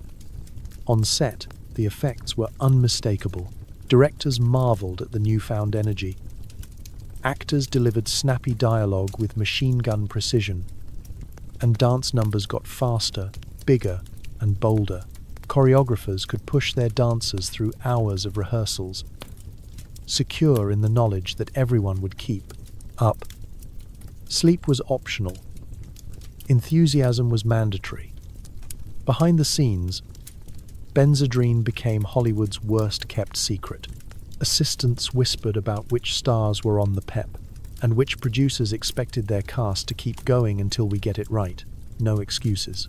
Rumors swirled about movie moguls who ordered crates of Benzedrine for studio lots, handing them out like party favors during the busiest shoots. Even writers joined the trend, churning out script pages late into the night while sipping coffee and staring at their own trembling hands. Of course, the trade papers didn't talk about this. In magazines and newsreels, the message was all glamour: stars who never sleep. The secret to stardom. Boundless energy. Moviegoers wondered how their favorite actress managed to film 6 pictures a year, attend every premiere, and still have time to tap dance with Fred Astaire. The answer, as it turned out, was a little more pharmaceutical than anyone cared to admit. Even the studios themselves began to notice the downsides. There were mishaps, scenes filmed at breakneck speed, actors forgetting their lines in a caffeinated haze, and the occasional on-set meltdown when the pep wore off. Publicists spun stories about artistic temperament, but a few sharp-eyed columnists began to ask if maybe the magic behind the scenes came with a crash. Meanwhile, at Hollywood parties, the Benzedrine effect was unmistakable. Gone were the languid, smoky gatherings of the pre-war years. Now, parties lasted until sunrise. Conversations ping-ponged around the room. Stars jitterbugged in the foyer. And nobody could remember who started the impromptu game of charades. The energy was infectious. But the aftermath left more than one starlet wondering when, exactly, she last slept in her own bed. As the decade wore on, some in Hollywood began to ask hard questions. Was it sustainable to keep everyone operating at full tilt? Directors grumbled about actors burning out. A few stars quietly stepped away, choosing rest over relentless work. But others kept chasing the next big role and the next little pill. So, the next time you watch a black and white classic and marvel at the energy, the sparkle, and the endless stamina, remember, a lot of dreams, and more than a few sleepless nights, were fueled by something just a little stronger than ambition. In the Benzedrine boom, Hollywood ran on glamour, guts, and an awful lot of government-grade pep. When the government finally tried to rein in the pep pill party, the underground market blossomed. Suddenly, shady pharmacists and enterprising teenagers were running a black market business on the side. Pep pills for everyone, if you knew who to ask. Picture it. You're standing behind the local soda fountain, pretending to browse the latest Archie comics. But you're really keeping an eye on the back door of Thompson's pharmacy. The lights inside are dim, the closed sign is hung crooked, and Mr. Thompson himself is nowhere to be seen. Meanwhile, Jimmy from the high school football team slips out the side door, hands buried deep in his pockets, eyes darting left and right. You exchange a knowing nod, the new handshake of the Benzedrine underground. It all started so innocently. A few regulars ask their pharmacists to fill the old prescription, "Doc, you know the one," a little more often than seemed strictly necessary. When the pharmacy shelves started running low and the government tightened regulations, word spread quickly. "I know a guy." There's always a guy. And now every town had one, or five. The local hardware clerk, the soda jerk, the dry cleaner's cousin who knows his way around a medicine cabinet, all ready to make a trade. Cash was good, but so were cigarettes, gas stamps, and even a couple of new bicycle tires, if you were in a pinch. Pharmacists who once smiled politely and handed out Benzedrine like breath mints suddenly developed a mysterious back room for special customers. If you said the right phrase, "Feeling a little tired, Doc," you'd be led behind the counter, where the real business was done. Tins of mints, jars of cough drops, and, if you were lucky, a little paper envelope slipped discreetly into your coat pocket. Need something stronger? Ask after hours. There was always someone sweeping up at midnight. But the real entrepreneurs were the teenagers. High schoolers who'd heard their parents rave about pep pills saw an opportunity. They pooled lunch money, forged prescriptions, and swapped secrets in the shadowy corners of the gymnasium. One kid managed to supply half the football team before he was caught selling study aids out of his locker. Another earned the nickname Pepper for the way he could produce a Benzedrine inhaler faster than you could say final exams. Teachers scratched their heads at a sudden spike in test scores and a matching spike in students who couldn't stop tapping their pencils. It wasn't just a city problem, either. Small towns and big cities alike became hubs for this new, jittery black market. Rumors swirled about housewives trading baked goods for a month's supply, or businessmen slipping 20s under the table at the barber shop. There were even whispers of entire PTA meetings run on bootleg Benzedrine, fundraisers, but with a secret agenda. Don't tell the principal, but became the first line of 100 illicit deals. Authorities tried to keep up. There were sting operations, pharmacy audits, and stern warnings in the local papers. But for every crackdown, 2 more connections popped up, like dandelions in a very energetic yard. The Benzedrine market thrived on secrecy, speed, and a shared understanding that nobody really wanted to go back to the days of boredom, naps, and unpolished floors. Of course, there were casualties. More than a few folks overdid it, discovering the hard way that too much pep meant days without sleep, and nights spent alphabetizing the pantry for the 4th time. There were quiet interventions and not so quiet lectures from worried relatives. Some people got out while they could, others doubled down, chasing the next rush. So next time you hear about a black market and think it's all fedoras and shadowy alleys, remember the Benzedrine underground. A world of PTA moms, soda jerks, ambitious teens, and pharmacists who just couldn't say no. All it took was a whisper, a wink, and a willingness to blur the lines between what was legal and what was absolutely positively necessary to keep the party going. Because when pep goes rogue, the neighborhood never sleeps, and neither does anyone else. All parties must end. When the country started to realize that perhaps sleep was, in fact, a vital human need. A great collective crash followed. America discovered the joys of exhaustion, crankiness, and a sudden, passionate love for napping. Picture it. One day you're scrubbing the grout with a toothbrush at 2 a.m., planning your fourth garage reorganization of the week. And the next, you wake up face down in a pile of alphabetized receipts, unsure what year it is or how many closets you cleaned. That's when it hit. Individually at first, then as a tidal wave. The Great Crash wasn't just about tiredness. It was an entire country coming down from a multi-year, government-sanctioned energy bender. You felt it everywhere. At work, the clatter of typewriters slowed. Meetings that used to buzz with the nervous energy of 100 pep pills now barely made it past the second agenda item before everyone collectively agreed to circle back next week. Offices that had once gleamed under relentless fluorescent light became havens for mid-afternoon head-bobbing and yawns that could shake the ceiling tiles. At home, the changes were even more dramatic. Housewives who had once prided themselves on spotless baseboards now stared at a speck of dust and thought, that can wait.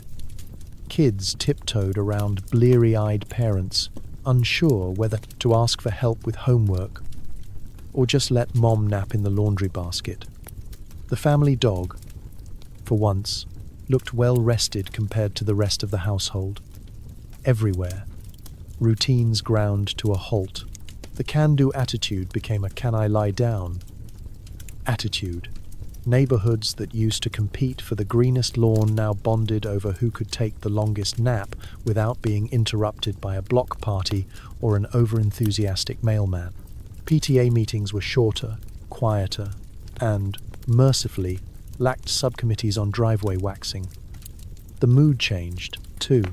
Where once there was a forced, toothy optimism, now there was a kind of honest crankiness. America had rediscovered the power of saying, "Not today." When the neighbor suggested repainting the picket fences again, the collective response was, "How about next year?" Sales of blackout curtains soared, and a new breed of self-help book hit the shelves. Embrace your inner couch potato, the power of saying no, and the ever-popular How to Get 8 Hours of Sleep and Still Have Friends. Physically, the change was unmistakable. The jitters faded, replaced by yawns, and a deep, bone-level exhaustion that no amount of coffee could touch. People realized that the pep was just borrowed energy, and the bill had finally come due. Doctors' offices filled with patients reporting fatigue, mood swings, and a previously forgotten feeling called hunger. Pharmacists, once dealers of infinite optimism, now nodded sagely and prescribed rest, hydration, and moderation. The culture shifted. Where Benzedrine had once been a status symbol, proof that you were doing, achieving, cleaning, now it was a punchline. Old ads for miracle energy were met with knowing groans. Families hung "Do Not Disturb" signs on bedroom doors. A new etiquette was born. Don't call after 9 p.m., don't vacuum before noon, and don't expect anyone to alphabetize anything ever again. Of course, some folks struggled with the change. The memory of sleepless productivity lingered. There were still nights when the urge to reorganize the pantry struck. But now, more often than not, it was met with a weary shrug and a decision to finish tomorrow or the next day. So, as America finally lay down, pulled the covers over its collective head, and sighed, it learned something the hard way. Sometimes, the most productive thing you can do is absolutely nothing. The crash was real, but so was the relief. At long last, sleep was in again, and for the first time in years, nobody felt guilty about a good, long nap. What goes up must come down, and as Benzedrine's reputation tanked, so did its social acceptability. Now, Anyone still using pep pills was whispered about in the produce aisle and eyed suspiciously by the local librarian. The culture shift was immediate and brutal. It started in whispers, the way all good moral panics do. Overnight, pep pills went from miracle cure to social curse. The same neighbors who used to boast about getting their lawns trimmed and their closets alphabetized now clutched their pearls at the mere mention of Benzedrine. The PTA, once fueled by extra energy, was now staging hushed interventions. "Did you hear about Doris? I heard she's still taking them." At her age, nothing brings a community together like the slow, delicious unraveling of someone else's self-control. The gossip wasn't limited to block parties and beauty salons. Local newspapers ran stories warning of pep pill perils, complete with illustrations of wild-eyed housewives and bugged-out businessmen. "A threat to the American family?" asked one headline. "Are pep pill users safe to babysit your kids?" wondered another. Even the grocery store became a minefield of judgment. If you looked the slightest bit chipper in the baking aisle, you'd catch side-eye from Mrs. Hargrove, who'd once organized midnight bake sales, but now radiated an air of decaf sanctimony. Kids learned fast. "Don't mention mom's medicine at school" became a rule, right up there with "don't run with scissors."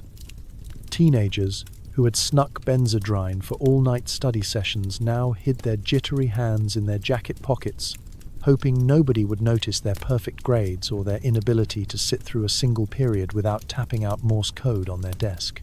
Teachers, once grateful for students who suddenly handed in essays early, now fretted over whether the pep-fueled book reports were a sign of something deeper. Doctors, sensing which way the wind was blowing, did a quick about-face.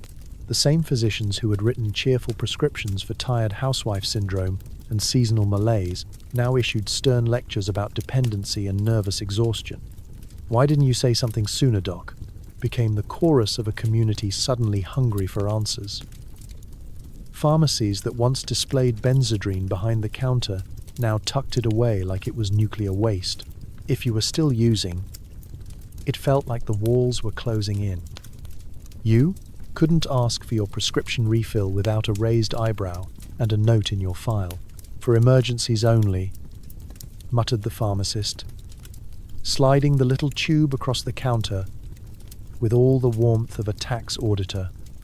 Even spouses turned cautious. If you so much as mentioned feeling tired, your partner might squint and ask, "Are you sure you're not back on the pills?" The shaming was relentless, but the fear ran deeper. What would people think if they knew? Would your friends stop inviting you to bridge night? Would your children be banned from sleepovers? Rumors grew wilder with every retelling. So-and-so went mad.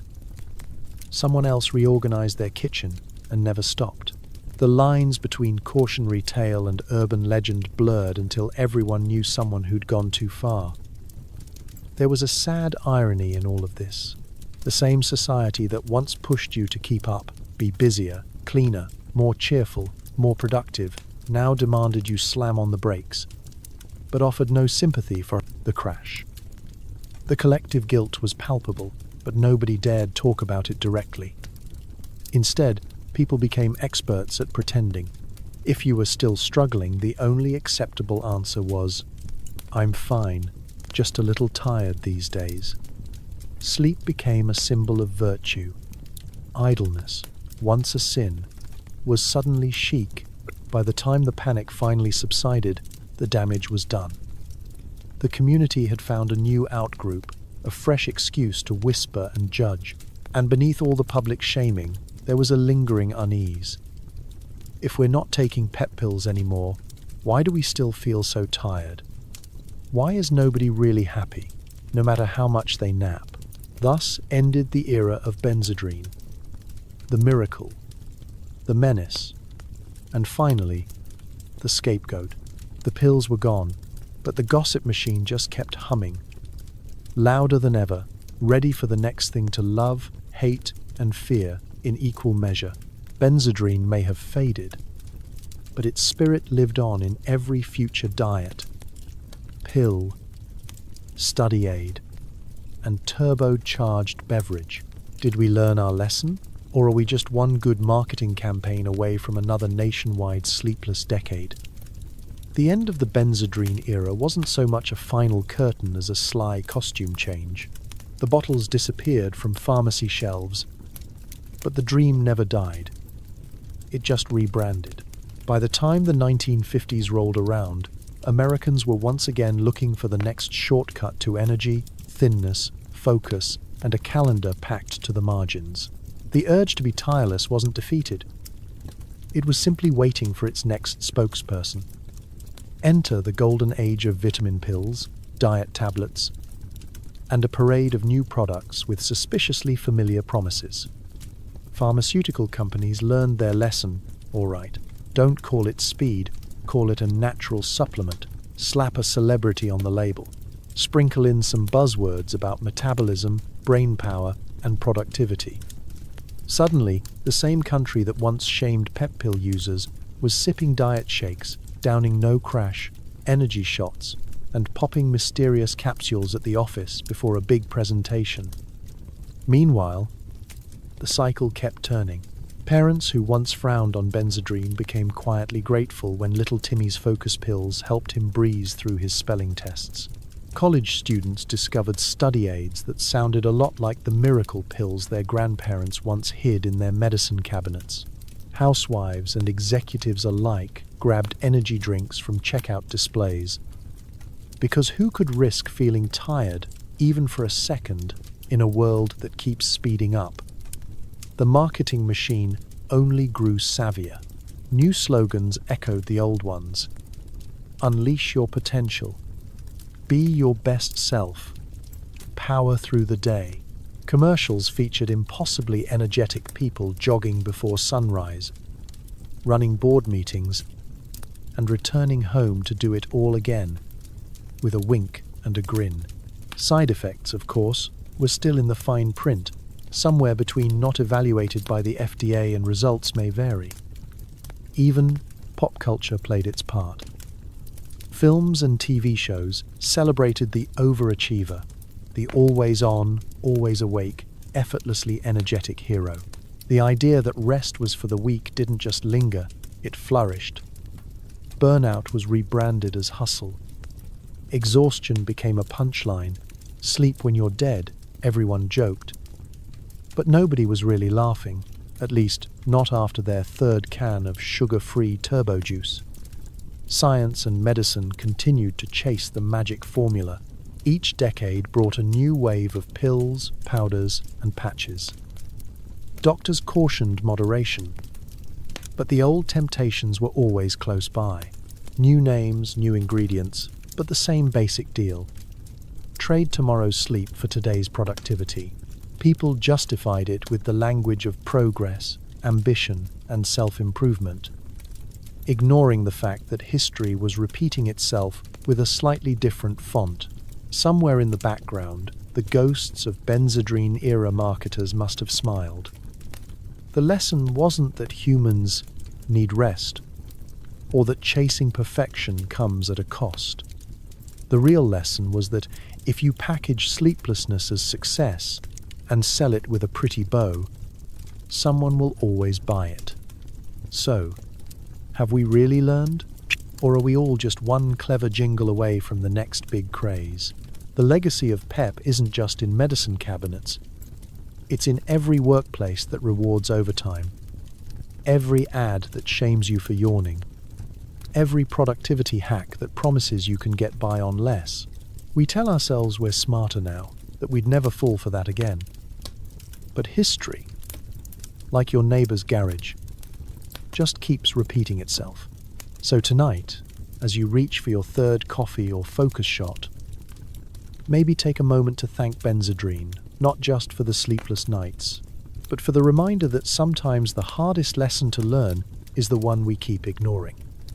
And if the next big thing sounds suspiciously like the last big thing, don't say you weren't warned.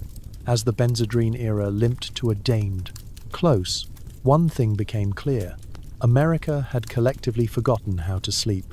So tonight, as you curl up in your modern bed, maybe take a moment to appreciate the magic of sleep, the luxury of boredom, and the gentle thrill of doing absolutely nothing at all. It's the end of another jittery day in 1945. The sun has set, the chores are done, for now, and the neighborhood is quieter than it's been in years.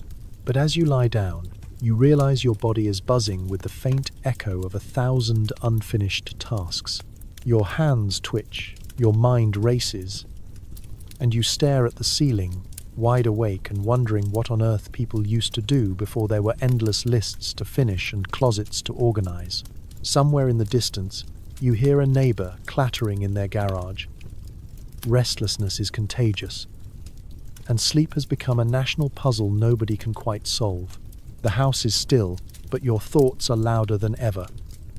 You try the old remedies: warm milk, counting sheep, reading last year's Farmer's Almanac for the 5th time. But your brain, used to running in overdrive, isn't interested in slowing down. You remember the promise of those little white pills: energy, clarity, motivation. Now, all you want is a good night's rest, but your body seems to have lost the instructions. The clock ticks on. 2 a.m. comes and goes. You're not alone. Across the country, Americans are learning that sleep is a skill, one that's hard to relearn after months or years of artificially stretching the day. Families tiptoe around dark houses, careful not to wake a parent who's finally drifted off on the living room sofa. The radio plays softly in bedrooms, filling the silence with swing tunes and weather reports, as if the right song could coax everyone back into dreamland.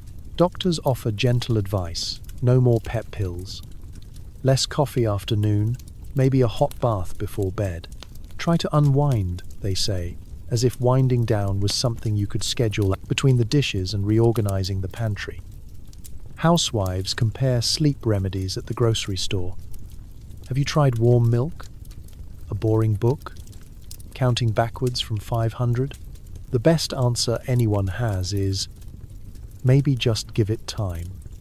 Kids, once turbocharged and tireless, now fall asleep mid-sentence, snoring quietly at the kitchen table with crayon in hand.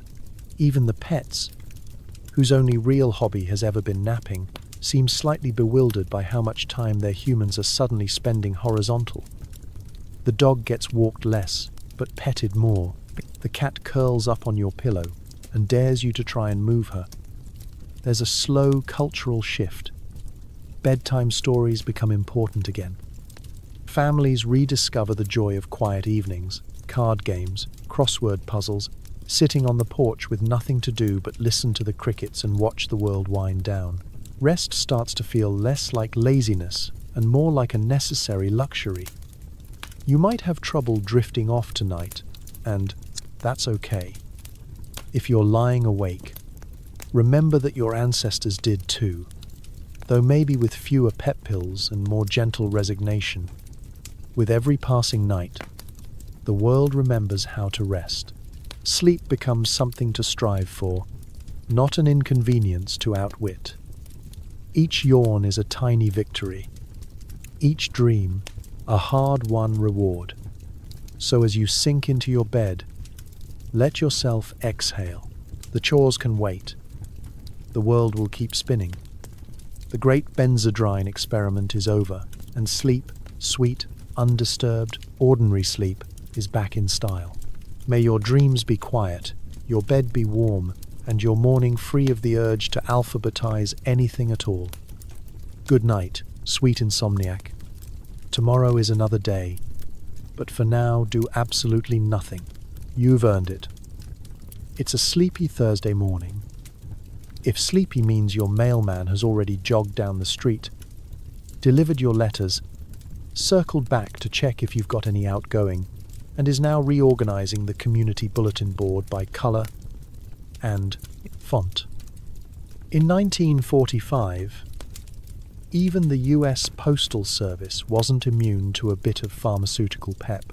With Benzedrine in their pockets and nothing but time, and possibly mild paranoia, on their side, post-war mail carriers set new records in efficiency, neighborly meddling, and unsolicited lawn advice. The phrase, "the mail never stops," suddenly felt like less of a motto, more of a national warning. You wake up to the sound of someone whistling outside your window, your mailman, already on his second lap of the block. He's not just delivering letters, he's sprinting from house to house with the athleticism of an Olympic relay runner and the relentless optimism of someone who has absolutely forgotten how to yawn. By the time you've had your coffee, he's dropped off the mail, returned to retrieve an outgoing letter you forgot to put out, and kindly mowed half your lawn. There's a new kind of energy on the street, and nobody knows where it will strike next. Step outside, and you'll see it everywhere. The mailbox flags stand at attention, freshly oiled and gleaming. The neighborhood cats give the postman a wide berth, well aware that he's likely to offer unsolicited advice on cat enrichment and possibly repaint your porch if left unsupervised. You ask how his morning is going. He grins, offers you a firm handshake, and describes, at breakneck speed, how he's managed to cut 15 minutes off his usual route. "Just a little pep," he whispers, eyes twinkling with the same slightly wild energy you've seen in half the PTA. The post office itself is a hive of activity. Clerks file and sort with military precision. Package piles vanish before you can say, "express delivery." Stamp sales are at an all-time high, not because people are writing more letters, but because the clerks have alphabetized the stockroom so efficiently, it's now a joy to count inventory. Even the local postmaster, once the calmest soul on the block, has started suggesting productivity, workshops and leading morning calisthenics in the parking lot. Who needs coffee breaks when you've got Benzedrine and a cart full of parcels? Of course, the pep isn't limited to professional duties. The mailman has become the neighborhood's unofficial fixer. Broken fence? He'll spot it on his route and offer to patch it up during lunch. Community event coming up? He's the first to post color-coded flyers, organize the bake sale sign-up sheet, and recruit volunteers, sometimes whether you asked or not. The town gossip is delivered with the same efficiency as the daily circulars, and he never forgets a birthday or an overdue library book. It's a postal service with benefits and boundary issues. It's not all sunshine and postmarks, though. Sometimes the mailman's enthusiasm gets the better of him. Neighbors have reported their lawns being mowed in creative patterns, flower beds rearranged for optimal curb appeal, and once the church bulletin accidentally delivered to the local diner's jukebox.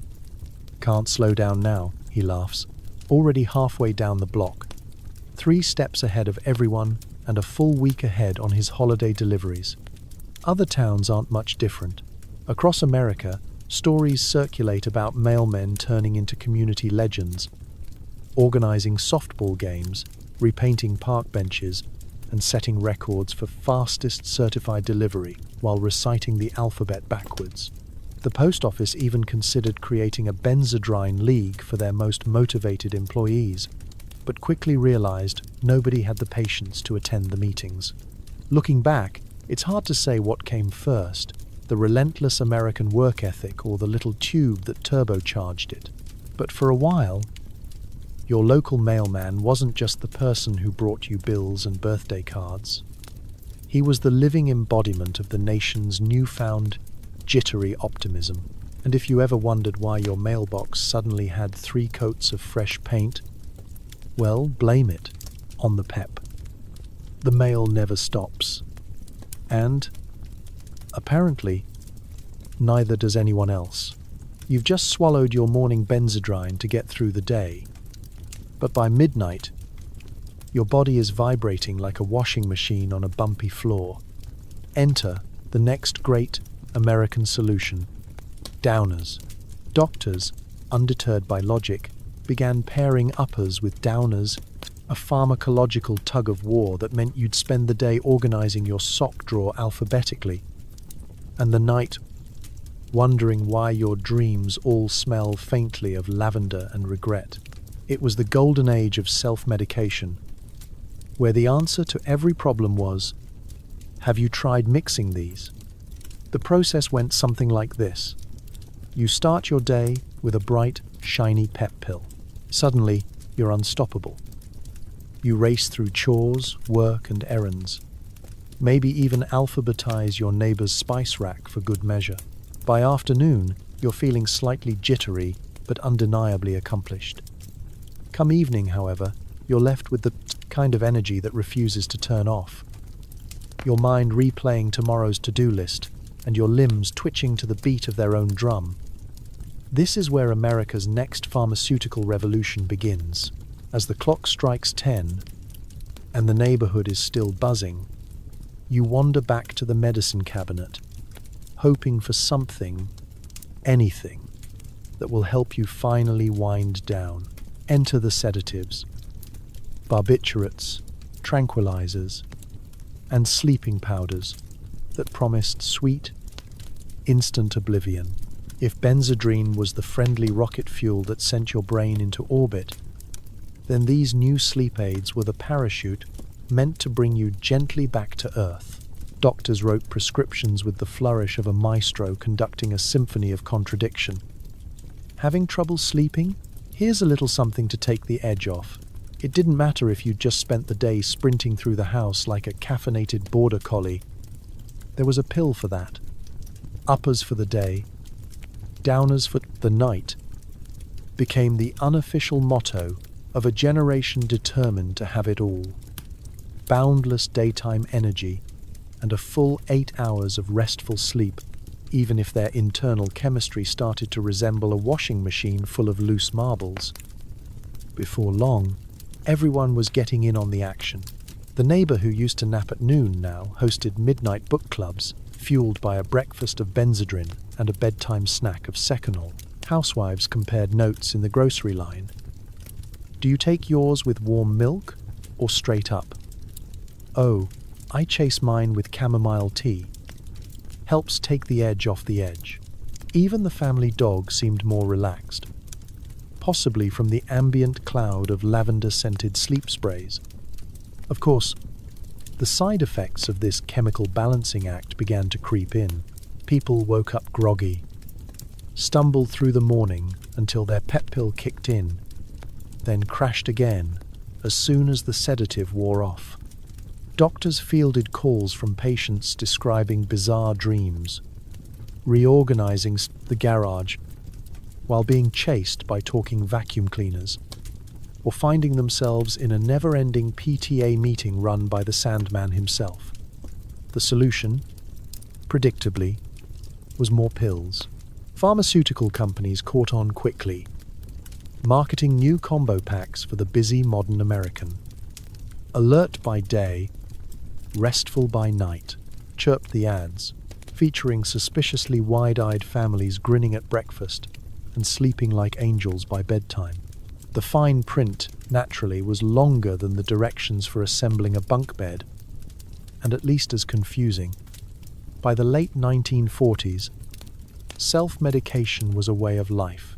Friends traded tips on the best brands, the gentlest come down, and which doctor wouldn't ask too many questions.